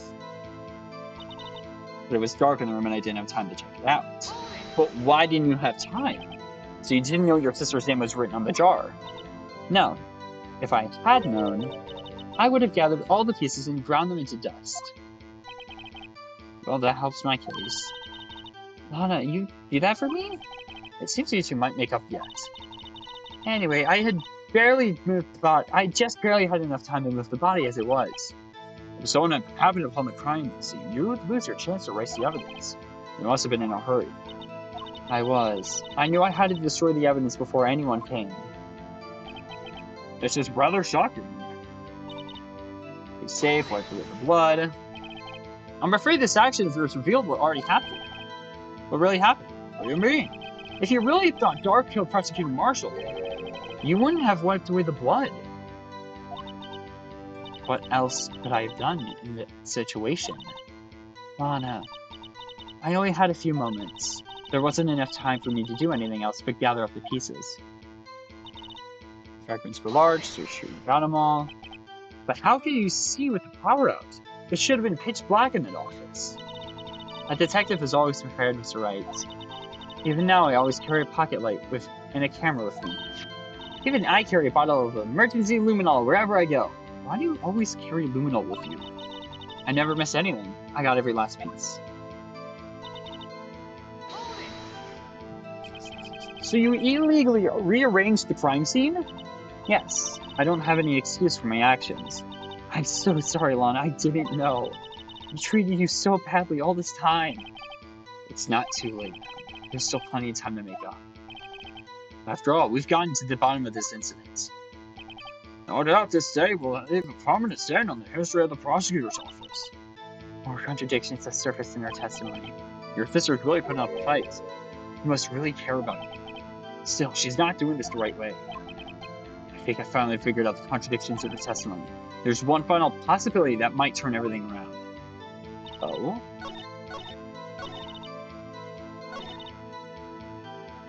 Well, sorry, but you didn't get them all. And the jar proves it again. Man, I keep presenting the damn jar. It's like this jar is a cursed item. I swear, it's just like goes out of the pocket, goes back in the pocket. Oh, I need to pull around on the pocket again.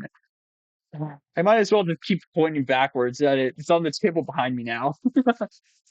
This guy, I believe this jar conceals the truth that even you weren't aware of. What? We found the final piece of this jar in Chief Gant's safe. In the chief's safe? How? I knew it. She really didn't know. There's something even more disturbing about that final piece. There was still blood on it. But the witness just testified. After you gathered every last piece, wipe the blood off of them. Yes, which leaves us with only one explanation. On the night Prosecutor Marshall was murdered, you were not the first one to show up on the scene. Oh, damn! Way to go, Phoenix. Okay. Chief Gant got there before you. Oh, dang!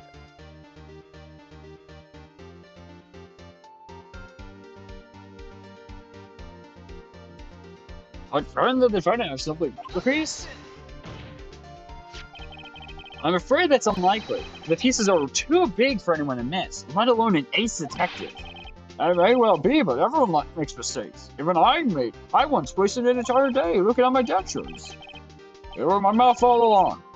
Do you believe that? That's irrelevant, Your Honor. Have you forgotten, Your Honor? When this witness arrived at the scene, the jar was already broken.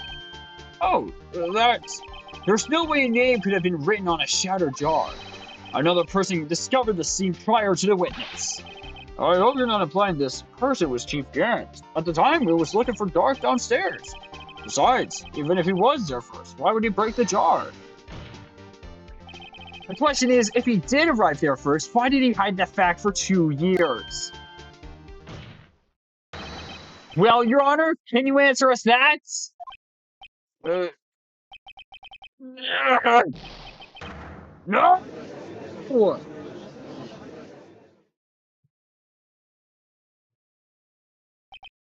Right. I'm not the one on trial here. Yeah, wait a minute. Why did you start pointing the finger at the judge? Damon Gant arrived at the crime scene prior to the witness. He proceeded to break the jar and purposefully hid one of the broken pieces. Question: What is this action called? Fabrication of evidence. But why would Chief Gant do that? In light of what happened afterwards, isn't it clear? What happened afterwards? Discovering the scene, Lana Skye believes her sister Ema killed the victim. Determined to help her sister, she sought Gant's aid. Lending her his quote-unquote aid, Gant helped her create evidence that incriminated Dark, sparing Ema. And therein lies the reason. The reason why Miss Skye became the Chief's puppet. Oh, she bit her finger so hard it started bleeding. No, I did it on my own. Please, sis, stop trying to protect the Chief. I can't watch you suffer anymore for my sake. No, you didn't. It wasn't you, Ema. You didn't kill anyone. Don't believe anything this Wright says. Defense attorneys make up most foul lies to defend their clients. Foul lies? Imagine that coming from my own clients. I guess you do seem the type who likes to twist it. You judge? Wait a minute. What if we're still smack dab in the middle of Gant's trap? Wait, what? Is something wrong, Mr. Wright? Lana, maybe you're right after all. What do you mean, right? So you do tell foul lies then, Mr. Wright? Miss Skye, please testify once more. But if evidence was fabricated behind your back, then Ema's accidental killing of Prosecutor Marshall might also be a lie. Oh!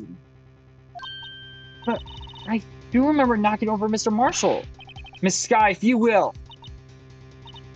I can't. There's nothing to be afraid of anymore. This cross-examination may not change a thing. However, there is a possibility that it will, if you tell the truth. Very well. I'll testify about what I really saw. All right. The witness may testify once more for the final time. Actual crime scene witness testimony. When I arrived, I found Mr. Marshall's body impaled on the stupid suit of armor sword. Ema and Dark were lying unconscious on the floor nearby. When I saw what happened, I thought she did it. That's why I erased all the evidence that linked her to the murderer. I had Chief Gant help me remove the body from the sword and carry it. But if it really was all a fabrication, Ema might be innocent. Unbelievable. A body was impaled on the armor sword. You were the only one who saw that. If only you had proof. Actually, I do have proof. What? I gave it to Mr. Wright just this morning. What? To me? Wait, you mean the evidence law book?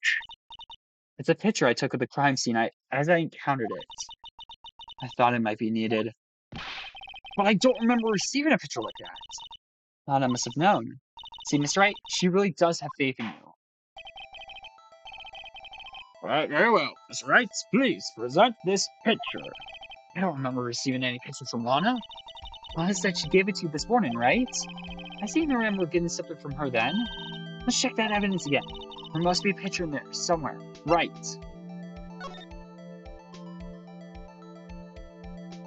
Well, now we can actually investigate the book.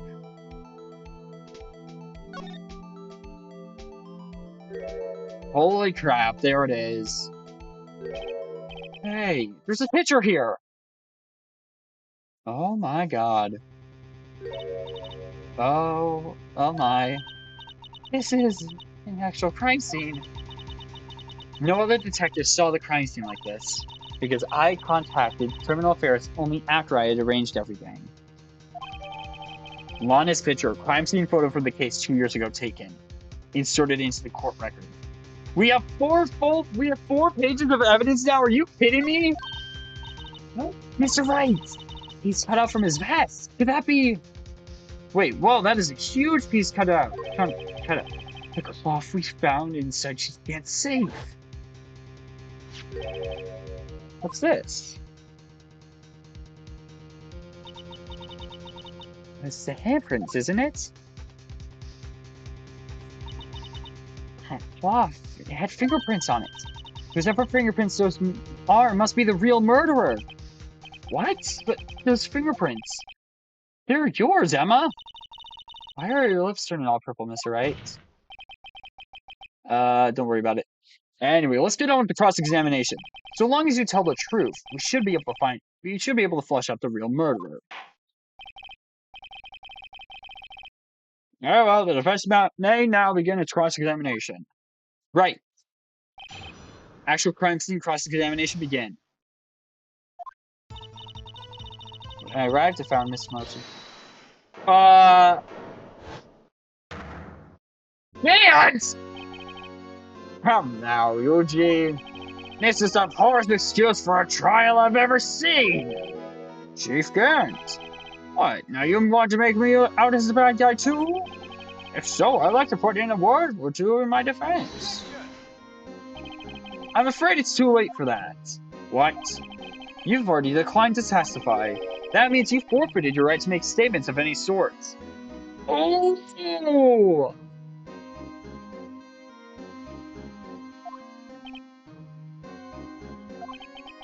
This must be that wrist we were talking about earlier. Just sit back, relax, and enjoy the sound of the noose tightening around your own neck. Oh!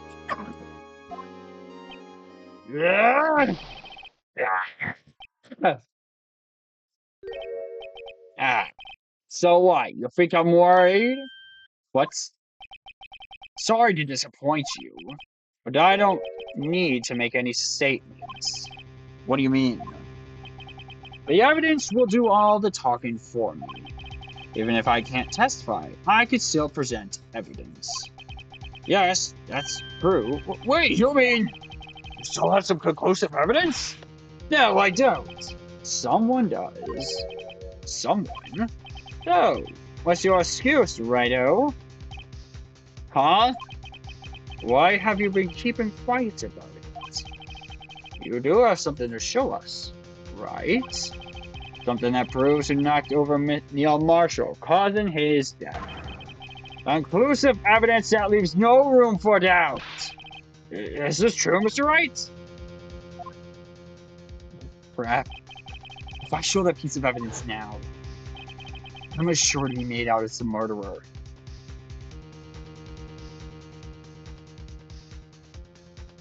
Now, Mr. Wright, if you have any evidence, present it now. If you try to conceal anything, you will be the one appearing before the court. Oh, before the board of employees? If you do now, I better think this through carefully. I can't afford to make the wrong decision. Should I present that piece of evidence? The one that shows who really killed Prosecutor Marshall?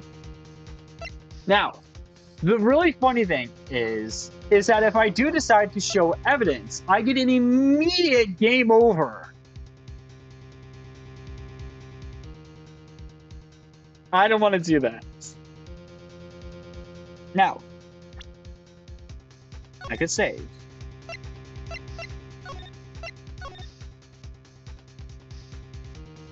I could save. Right here, and I could come back to it. So that's what I'm going to do at the very end of this episode. As a special treat for you guys. I will show that ending.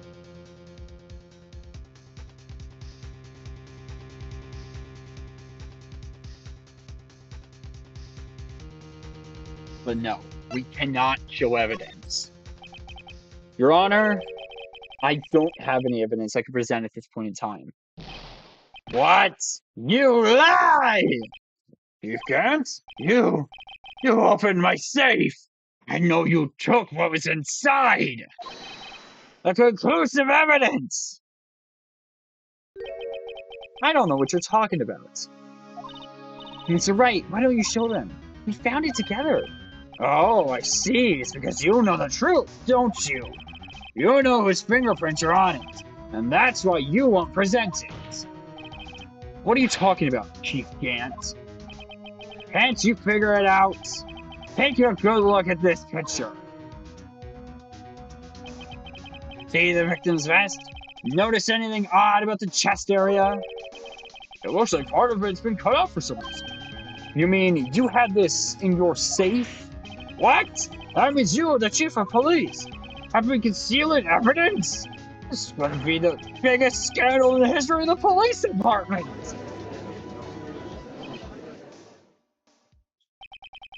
Impressive. To be honest, I didn't think you had the gall, Righto. Well, can't just let you pin me up as a murderer. I'll tell you what really happened. What? You mean you admit to it? Huh? What's really your hair? I was the first person who arrived at the scene of the crime that day. It then occurred to me that I could use the situation to control Lana. So you really were manipulating her. I knew Lana. I made it look like the blame would lay on with her sister. That when she saw the scene, you would ask me for my aid.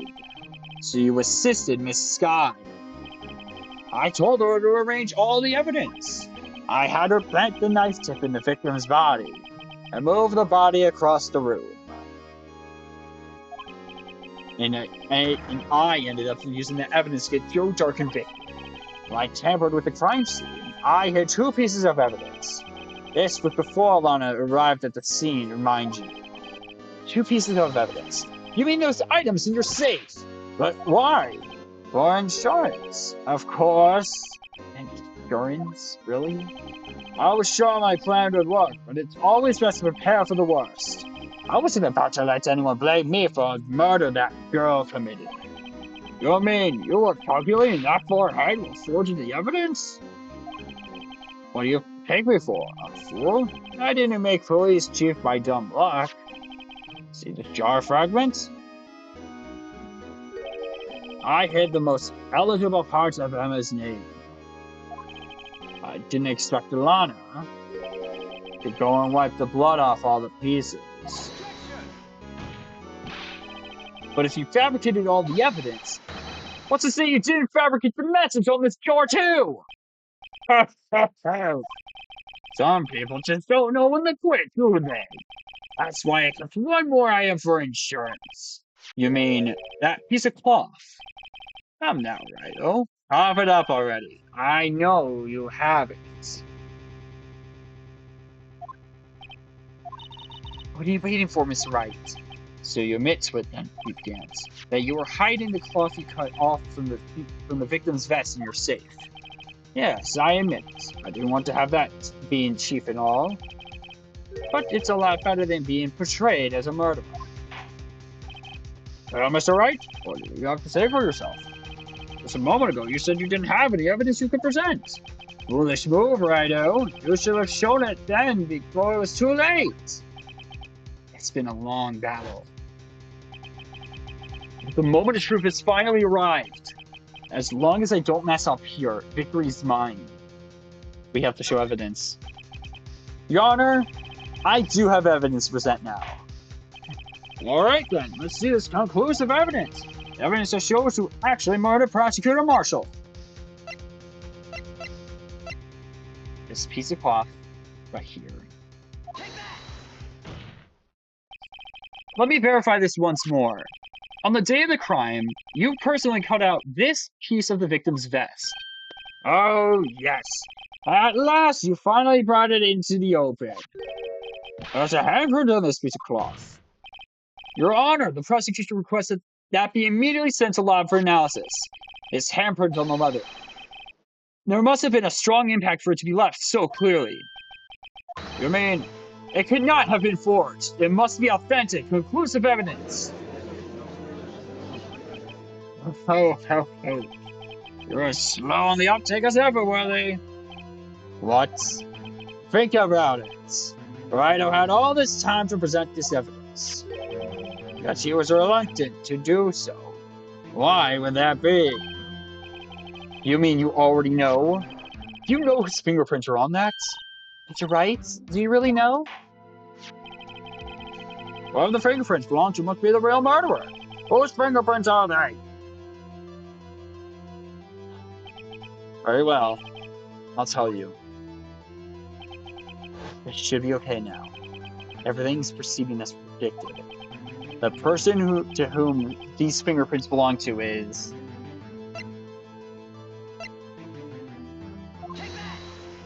Ema Skye. Ema Skye? What? They're mine? I'm sorry, Emma. But why? Why didn't you tell me? Oh, you're really something, Righto. You know this girl did it all along. And still you tried to pin the murder on me. So it's true. Tragic, but true. This girl really did shove Prosecutor Marshall to his death. How could you? You monster! Skye, you knew those fingerprints, whose fingerprints those were all along, yet you acted like you really didn't. Miss Skye, it's not over yet. What? I said this trial isn't over yet. Ha! I'm afraid it is over, boy. Not only this trial, but your career, too. You purposefully concealed this conclusive evidence. That, my friend, is a serious offense. I'm looking forward to pressing charges after the defendant is convicted. I'll have your badge, boy! What's the matter?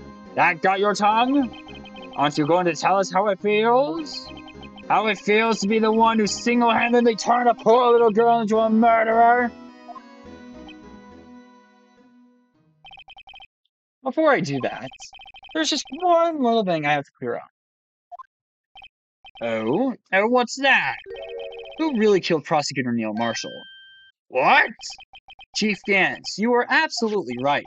This piece of cloth proves who the real murderer is. Who killed Neil Marshall, you ask?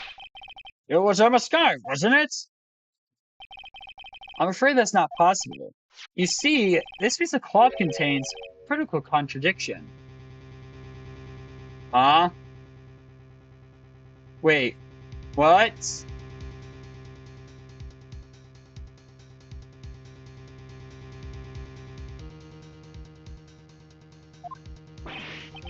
What? Contradiction? What is this fool blabbering about? Felix, what are you going on about? Talking about a contradiction. One that proves who the real killer is. What? Guys, I'm genuinely lost. I don't remember what happens here. Mr. Wright, this piece of cloth. It possibly contradicts. Chief Gant, your tyrannical reign ends here. Behold, the piece of evidence that contradicts this cloth.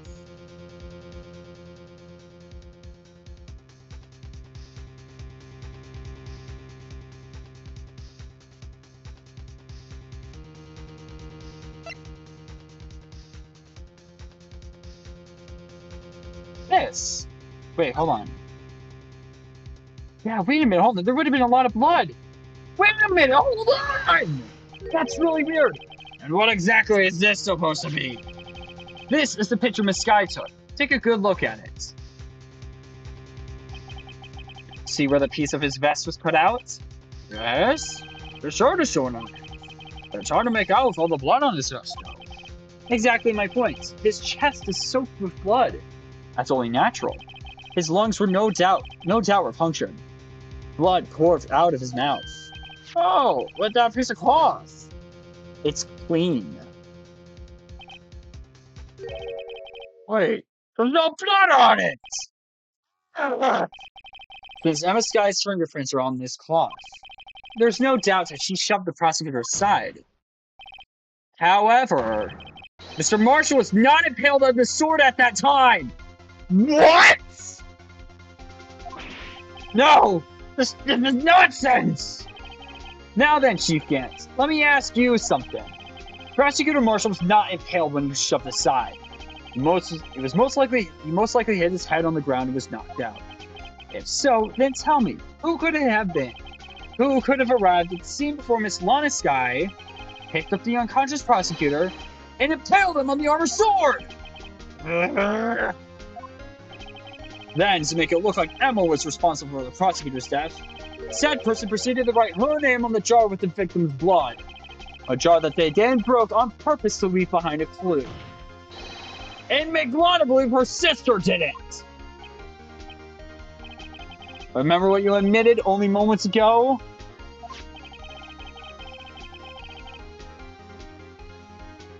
That you personally cut out this bloodless piece of the victim's vest? Ironic, isn't it? The very act of creating insurance. You prove that you were the actual murderer! No shot! No! It's finally all over! Yay! We win! What? Never mind. He looks defeated. Good. That was close, right now. You almost had me. What? Sorry, but you'll have to do better than that. I refute your allegations. What do you mean you refute his allegations? You see, that piece of cloth is illegal evidence. Huh? Order! Order! What nonsense is this? Illegal evidence cannot be used to convict a suspect. Remember, Uji? Earlier, Wright here concealed a piece of cloth. So then, what's your excuse, Wright? You do have some conclusive evidence, don't you? Your Honor, I don't have any evidence I can present at this point in time. Well, that's true. The defense did refuse to present evidence. At that moment, that piece of cloth ceased to be legal evidence. But it's not fair. Did you actually think you could press me in court? It looks like the last laugh on you, son!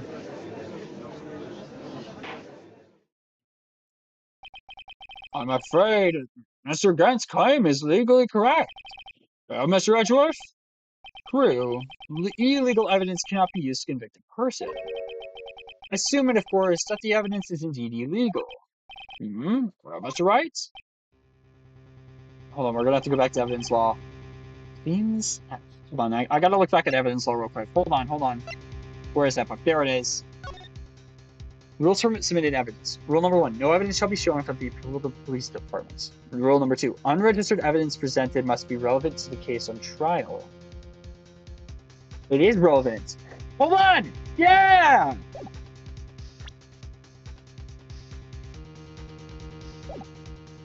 It seems at last the time for me to reveal my plan has finally arrived. Wait, Phoenix, did you have this all planned out?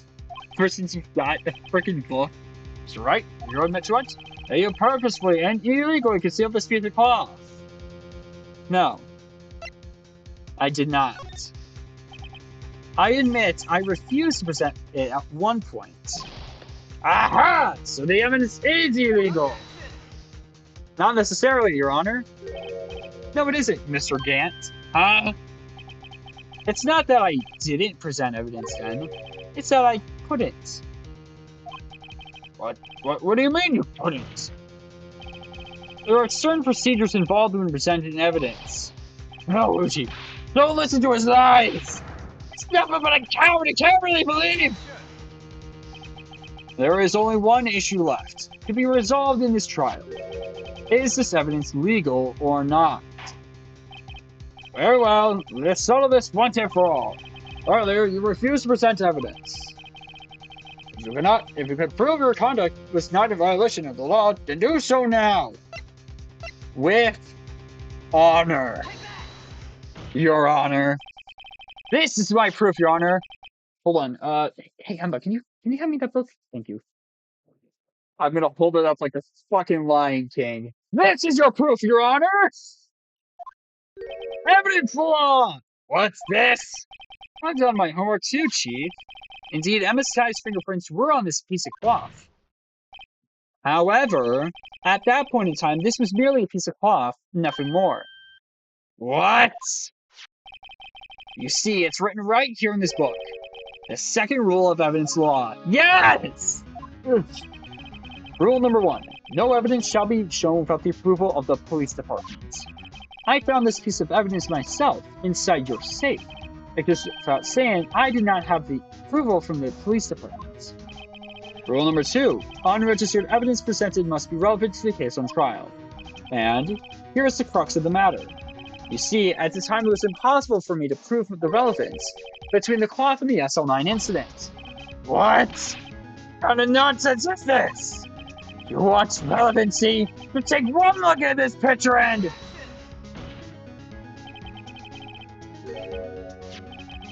Sorry, but can you recall when that picture was presented? I was shown only a few moments ago. No! He's right. At the beginning of today's trial, that piece of cloth was still meaningless. The person who gave it value as evidence was you, Damon Gant. You yourself confessed to a certain proof. Let me verify this once more. On the day of the crime, you personally cut out this piece of the victim's vest? Oh, yes! No! It was then that you approved this cloth as conclusive evidence. Yes, you, the Chief of Police, personally approved this cloth. Chief Gant literally signed the waiver to his own arrest. Are you kidding me? The only person who had cut this from the victim's vest is the one who stood before Prosecutor Marshall in his final moments. In other words, the real murderer. And there's only one person who that could be. Damon Gant! The killer was you! Oh.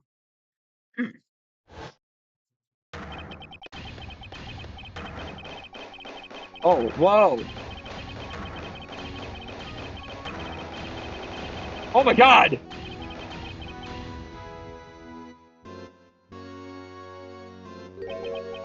I knew I should have gotten rid of him. That good-for-nothing scum! How dare you talk about him like that? He's a good cop, and a bit even cooler cowboy. For 2 years, he's been snooping around in the apartment trying to get something on me. Crimes are being committed every day, yet he insisted on hounding me. Well, your crime wasn't exactly petty. He wanted to reinvestigate the case. He recruited Angel Star, then convinced Bruce Goodman. Detective Goodman? Yeah, that's right. If the evidence is transferred, I'll lose my only chance to find out the truth. Please, you've got to help me. I know I changed up his voice, but like, we're near the end of the game, it's fine. Goodman turned him down, as he ought to. Still, Jake Marshall didn't know when to quit. He stole Goodman's ID card and tried to take the evidence. Goodman came to me that day. He wanted to file a lost en route for us. I went with him to the evidence room, and all of a sudden he decided to speak out. What are you talking about, Goodman? Can you please reopen the investigation, Chief? Can't transfer the evidence out. There are too many questions left unanswered. He opened his evidence locker, and as he was taking the evidence out, he said, "It's not too late. I'm gonna hand all of this over to Marshall. Well, to be honest, I was a bit taken aback by his words. I had a bad feeling when he came to see me, but I never thought he'd bring up SL9. That's when I saw it. That cursed knife.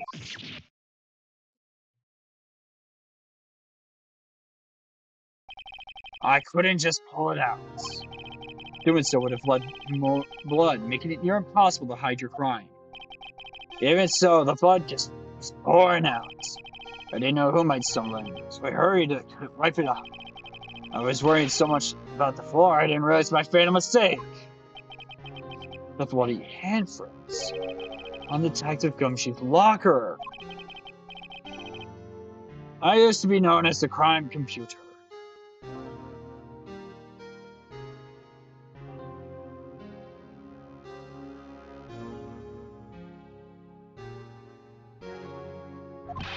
Everyone has to start somewhere, I guess.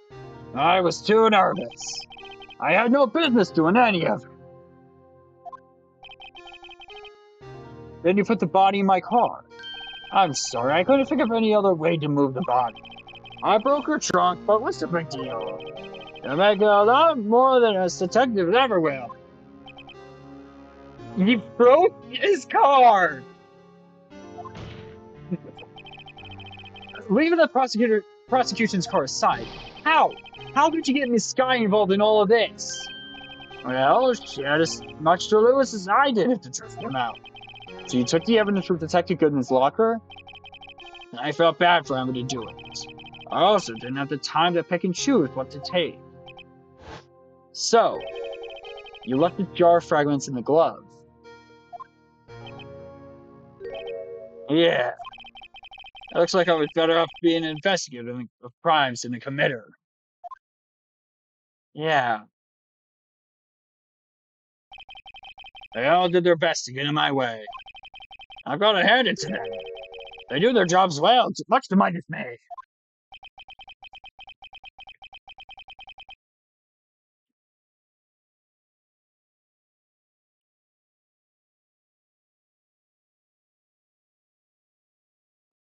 Fake evidence doesn't hold up very well upon close examination. You must have known that. Tell me, Worthy, why do you stand in court? Me? You despise criminals. I can feel it. You and me are the same. One day you'll understand. Oh, believe me, you will. You're just one man. You'll see what it really takes to bring them down once you try to go at it alone.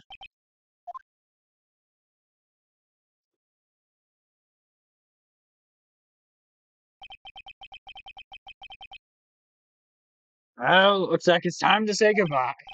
Oh, Fuji. What? Looks like we'll have to cancel that lunch date. Sorry, old friend. I'm sorry too, Damon Gant. I knew you as you used to be long ago. You were once a fine investigator, an example to others on the force. I'm sorry to learn that you are no longer that person. Those days are gone now, Uchi. Thanks for all the memories, though. Don't worry, you'll be fine. Now you have Wright here. And Worthy. If they're still around, it can't go wrong. In fact, I can hear them already. The melodious sounds of a new beginning.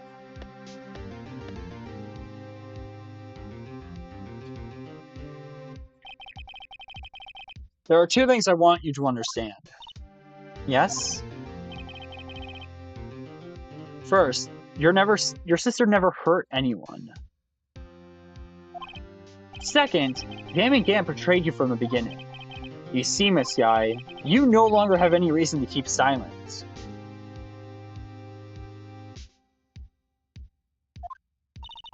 You're right. When this trial is over, I'll tell everything. All that I've done these past 2 years, from the time I had Gant help me forge evidence up till today. So, it seems all the questions raised in this trial have been answered. I'm sorry, Miss Skye. Couldn't get you out of all of your trouble. My, what high standards you have for a rookie. Huh? I can see why Mia thought so highly of you. Who knows? A few years from now, we just might make it to the top. I owe you my thanks, Mr. Wright. Miss Skye. And to you too, Mr. Edgeworth. You've suffered every bit as much as I have over these past few days. Believe me, I know how much of an ordeal it is for you. It's been for you. it was nothing. Liar. I was worried the pressure might break you. And yet, you rose above it all and guided Mr. Wright to victory. You've done well, Mr. Edgeworth. Stop it! I only did my job. I imagine Edgeworth is blushing like a little girl. In light of this case, seems a good self-examine is in order for all of us. Miss Skye? Yes, Your Honor? You're innocent of murder. However, although the chief blackmailed you, the fact is you still acted as an accomplice. A trial will be scheduled for these crimes at a later date. Yes, I understand, Your Honor. Is there something amusing about all of this? Why are you smiling? It's been a long time, Your Honor. A long time since I've felt free of these heavy chains.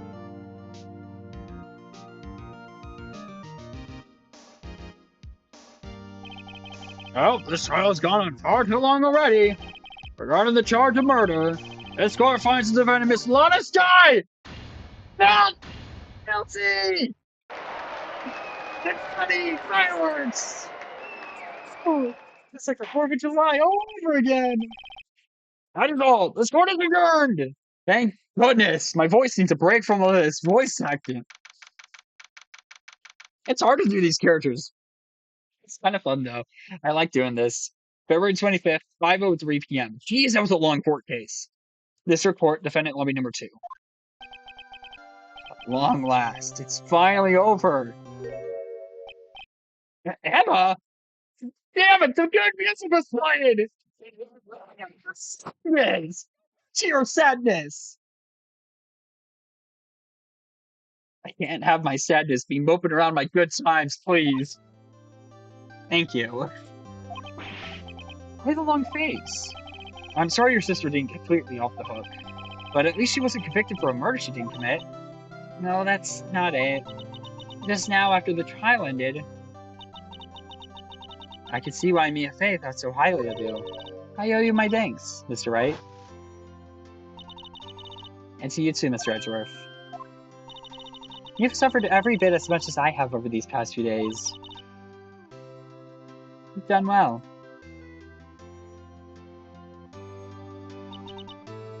You know, I did my best too, but Lana didn't say a single word to me. Hope I'm not interrupting anything, pals. Don't you, right on cue. Your timing is horrible, man. Again. Oh, yes I am. I'll come back later. No, come to wait. You'll come back again. Wait, Detective Goodman, what is it? I'm getting such a deja vu. You're doing this on purpose, aren't you? Making the detective run all around well on duty. And top it off, you call me here. I'm seeing happier people at funerals. Yeah, nope, deja vu. Hey, lighten up, pals. I'm only kidding. Oh. Are you here because of my sister again? Nope. Not this time. I came today because of you, pal. Me? That's right. I thought you'd like to see someone. Lana! Lana! Could you be doing this? She's still under arrest, you know. Well, I want some of you don't. You're literally we're literally standing in front of the 2 bailiffs and... Okay, fine. I won't tell anyone. Emma, I owe you an apology. It's okay, sis. Don't worry about it. That day, 2 years ago, was the first time in my life I ever panicked. It was all I could do to keep myself from screaming. All I could think about was keeping you from getting wrapped up in that mess. Sis.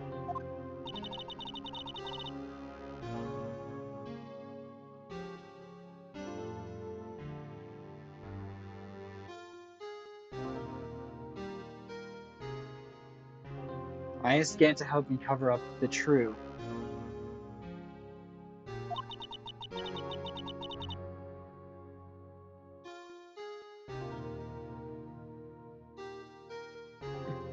I thought I was doing it for your sake.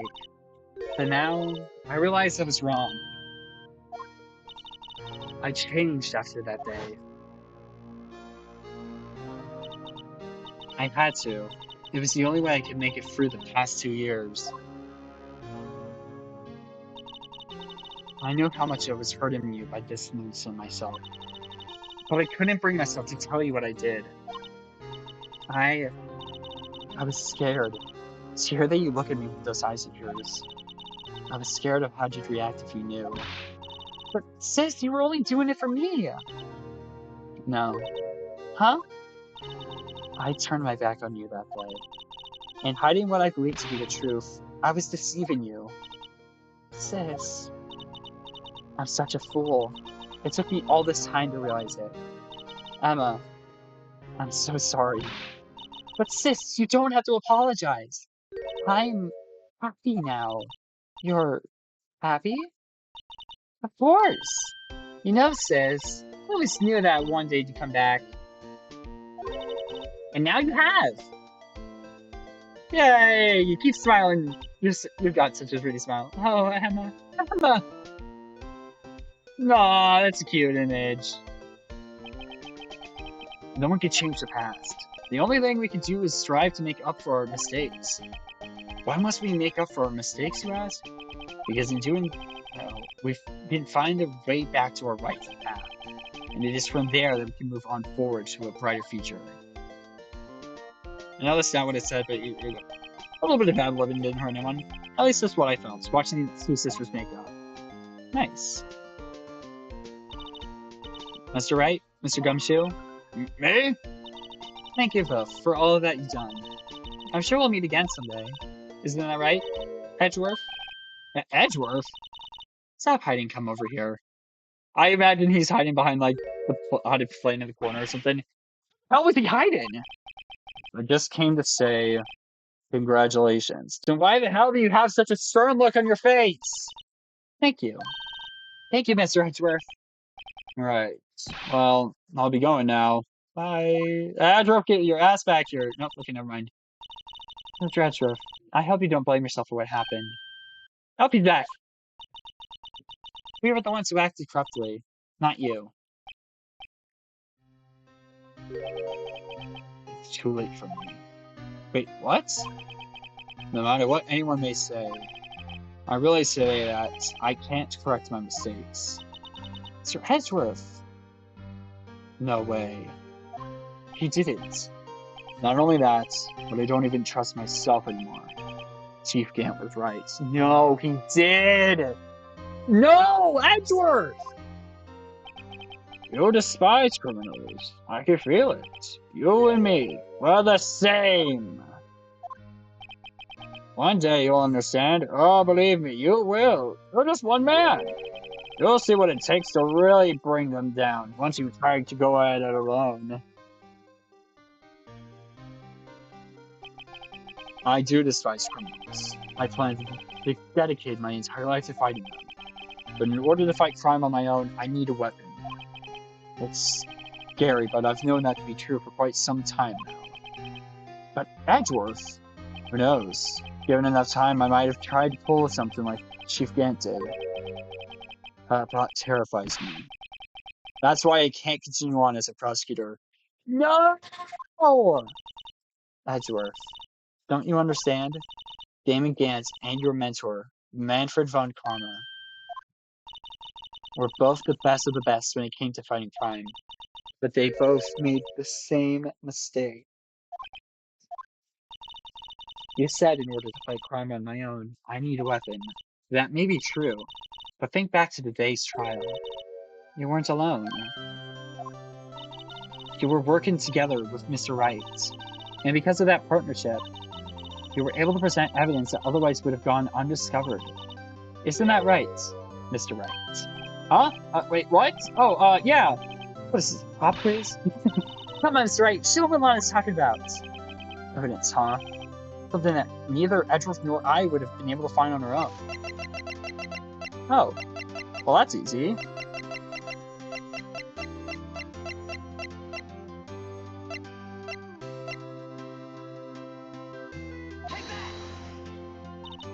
What's the picture I drew? Our counterattack began with this. You had one half of the evidence list, and I had the other.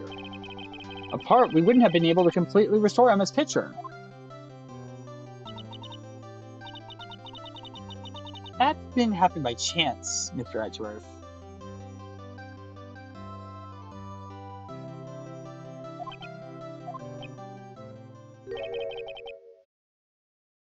It's time for me to go.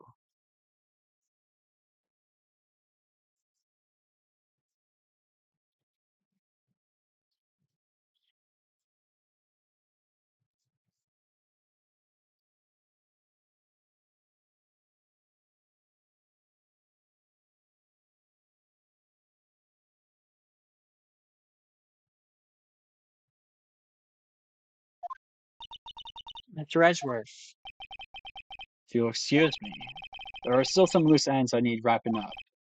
Take care, Chief Prosecutor. Bye, Edgeworth. Please don't resign. Edgeworth, what will you do now? Well, whatever you do, just remember, you can let what happened kill the prosecutor in you, or you can let it help him grow. In the end, it's up to you. I know. It seems I owe you my thanks too, Wright? But what I face now is my problem. Edgeworth, I'll be waiting for you in court. Farewell. Hi, Edgy. I better be off. I better be going too. Okay. But I'll be by to visit soon. It seems we both have a lot to learn and catching up to do. Here, this is a little something for you. Scientific Investigation. Oh my god, it's by the same author as Evidence Law. Scientific Investigation. It's the first book I ever bought. Study it well. Thanks, sis. I will. Keep smiling. Forever and always, please. You have a very nice smile. And so another case came to a close. As for the sisters, I have faith. Faith that their lives have only just begun. And as for me,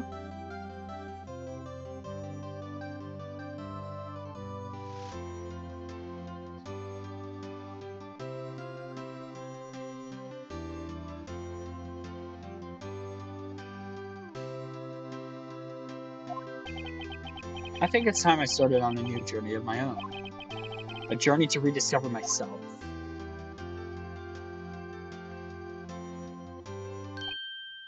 Well, no, go checking off just yet, pal. Oh, what do you mean? What's it, detective? There's just a little matter to be resolved about the chief prosecutor. You see, she isn't supposed to be out of jail like this. But I thought you said it was okay. Yeah, well, it may be okay with me, but the folks at the prison are a different story. Huh? I basically had to bribe a guard in order to sneak her out for 30 minutes. Believe me, it wasn't cheap either. Huh? Chief Gumshoe, what did you do? Way to go, detective. I didn't know he had a wild side. Emma, don't encourage him. Yeah, well, you see, that's right here's the one who'll be footing the... Gumshoe! Huh? Huh? You think I could afford it with my salary? Gotta be kidding me, pal. How far did they cut your damn salary? Huh? Huh? Huh? Thank you, Miss Wright. You're the best. Why is it I suddenly feel like I want to scream? Hey, I got an idea. Why don't we I'll pay it off together. Yeah, that's a great idea. Come on, guys. Let's go. No! And with that, Phoenix Wright's attorney is finished! Woo! I arranged for a friend of mine in Europe to take care of Emma. I shall be pleased to study under a top coroner. As for me, this affair has pretty much ended my days at the prosecutor's office. Still, I'll manage to find my way back to the field somehow. Then, I'll be able to investigate crimes together with Emma. Aw, that's nice. Well, my goodness, that was a game. I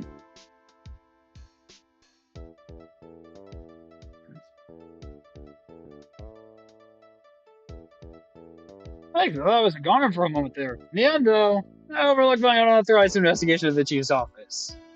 If we penalized you anymore, it'd be worse than firing you. Oh my god. That's what they said. It's a good show! Can't shake me off that easily. Heck yeah! Oh, poor Gumshoe. But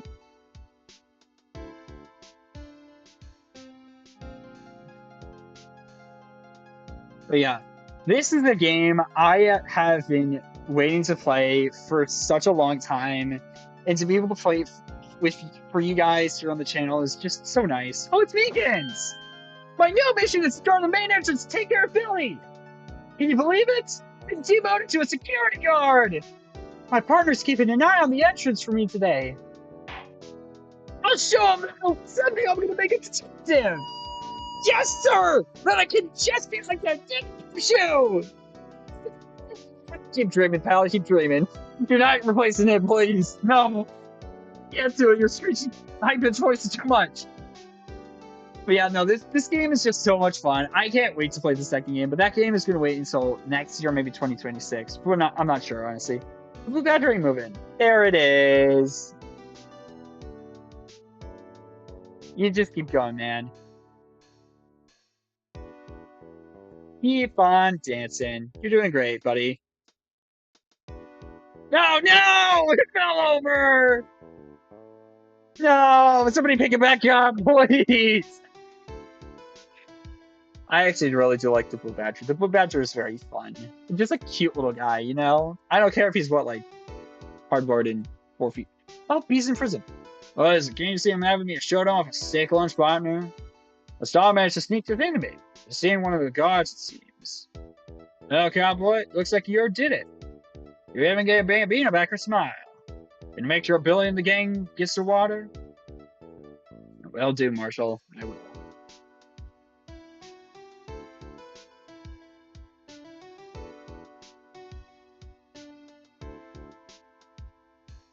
Looks like we won't be seeing each other for a while. As a farewell gift, I put a new meal on the menu. The Right Way lunch. The top layer tastes as bitter as defeat. Bottom layer is as sweet as victory. Ooh, I like that. Kids seem to dig the turnabout game. A hot seller around exam time. Just make sure not to eat it backwards. I won't.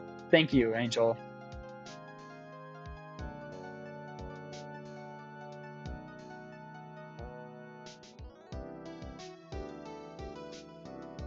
Man, this game is absolutely great. But yeah, I'll never forget what that young defense lawyer said after the trial. Let's see, what was his name again? Mr. Left? Hey, he said he's been doing something for other, how many years? Anyway, I've got another trial to get to, so I better be... Huh? Oh no! My gavel! Alright, gotta go! Hey, we get to see the back of the chair. That's cool. But yeah, no, this game is just so much fun, man. And I absolutely am so excited to play the other games in this series eventually.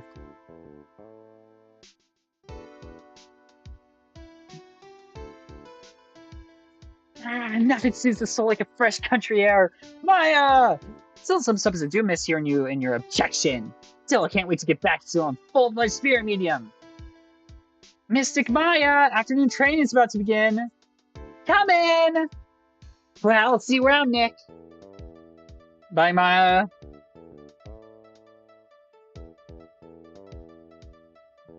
Wow. Oh.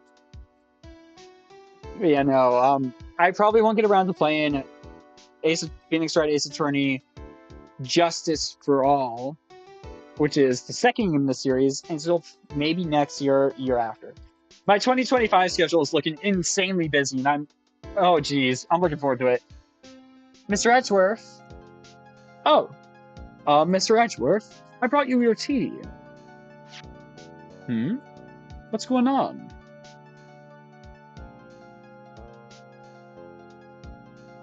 Oh no, is he actually gone?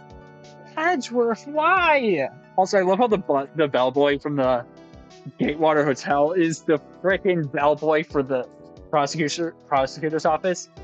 Thanks for coming to see me off. I can't believe I'm going to Europe. Thank you, Mr. Wright. Thank you so much for everything. I'm a little sad, but I'll be alright. Whenever I want to see Lana, all I have to do is open up this book.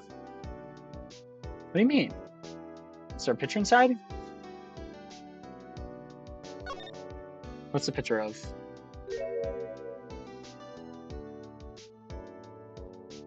Aww. Aww, that's a really cute photo, actually. Oh, that's so cute. Oh, that's really cute, actually. Rise from the ashes! We're done!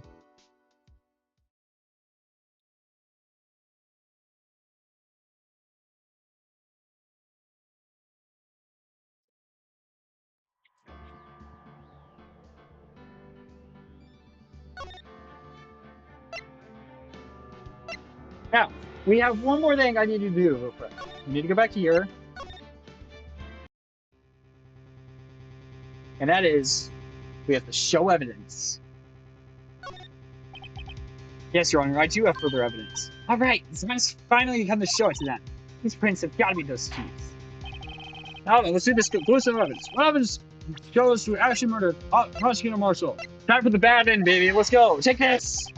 It's a piece of leather cloth? Yes, it most likely was cut from the victim's vest near his chest.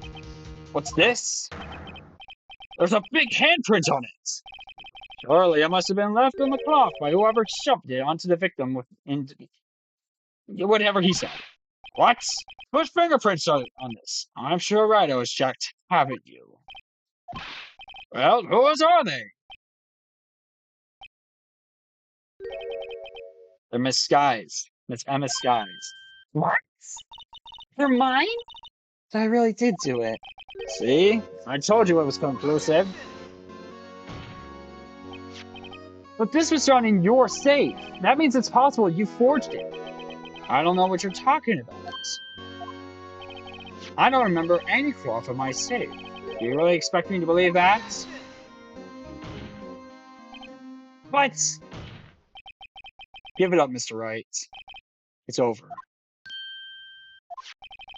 You shouldn't have presented that. By presenting that evidence, you tied Ema Skye to Neil Marshall's death. No. It appears we have a killer. No! No! Everything hinged on that. And in the end, Lana alone is found guilty on all counts. Guilty! Doors closed. I love that. That's great.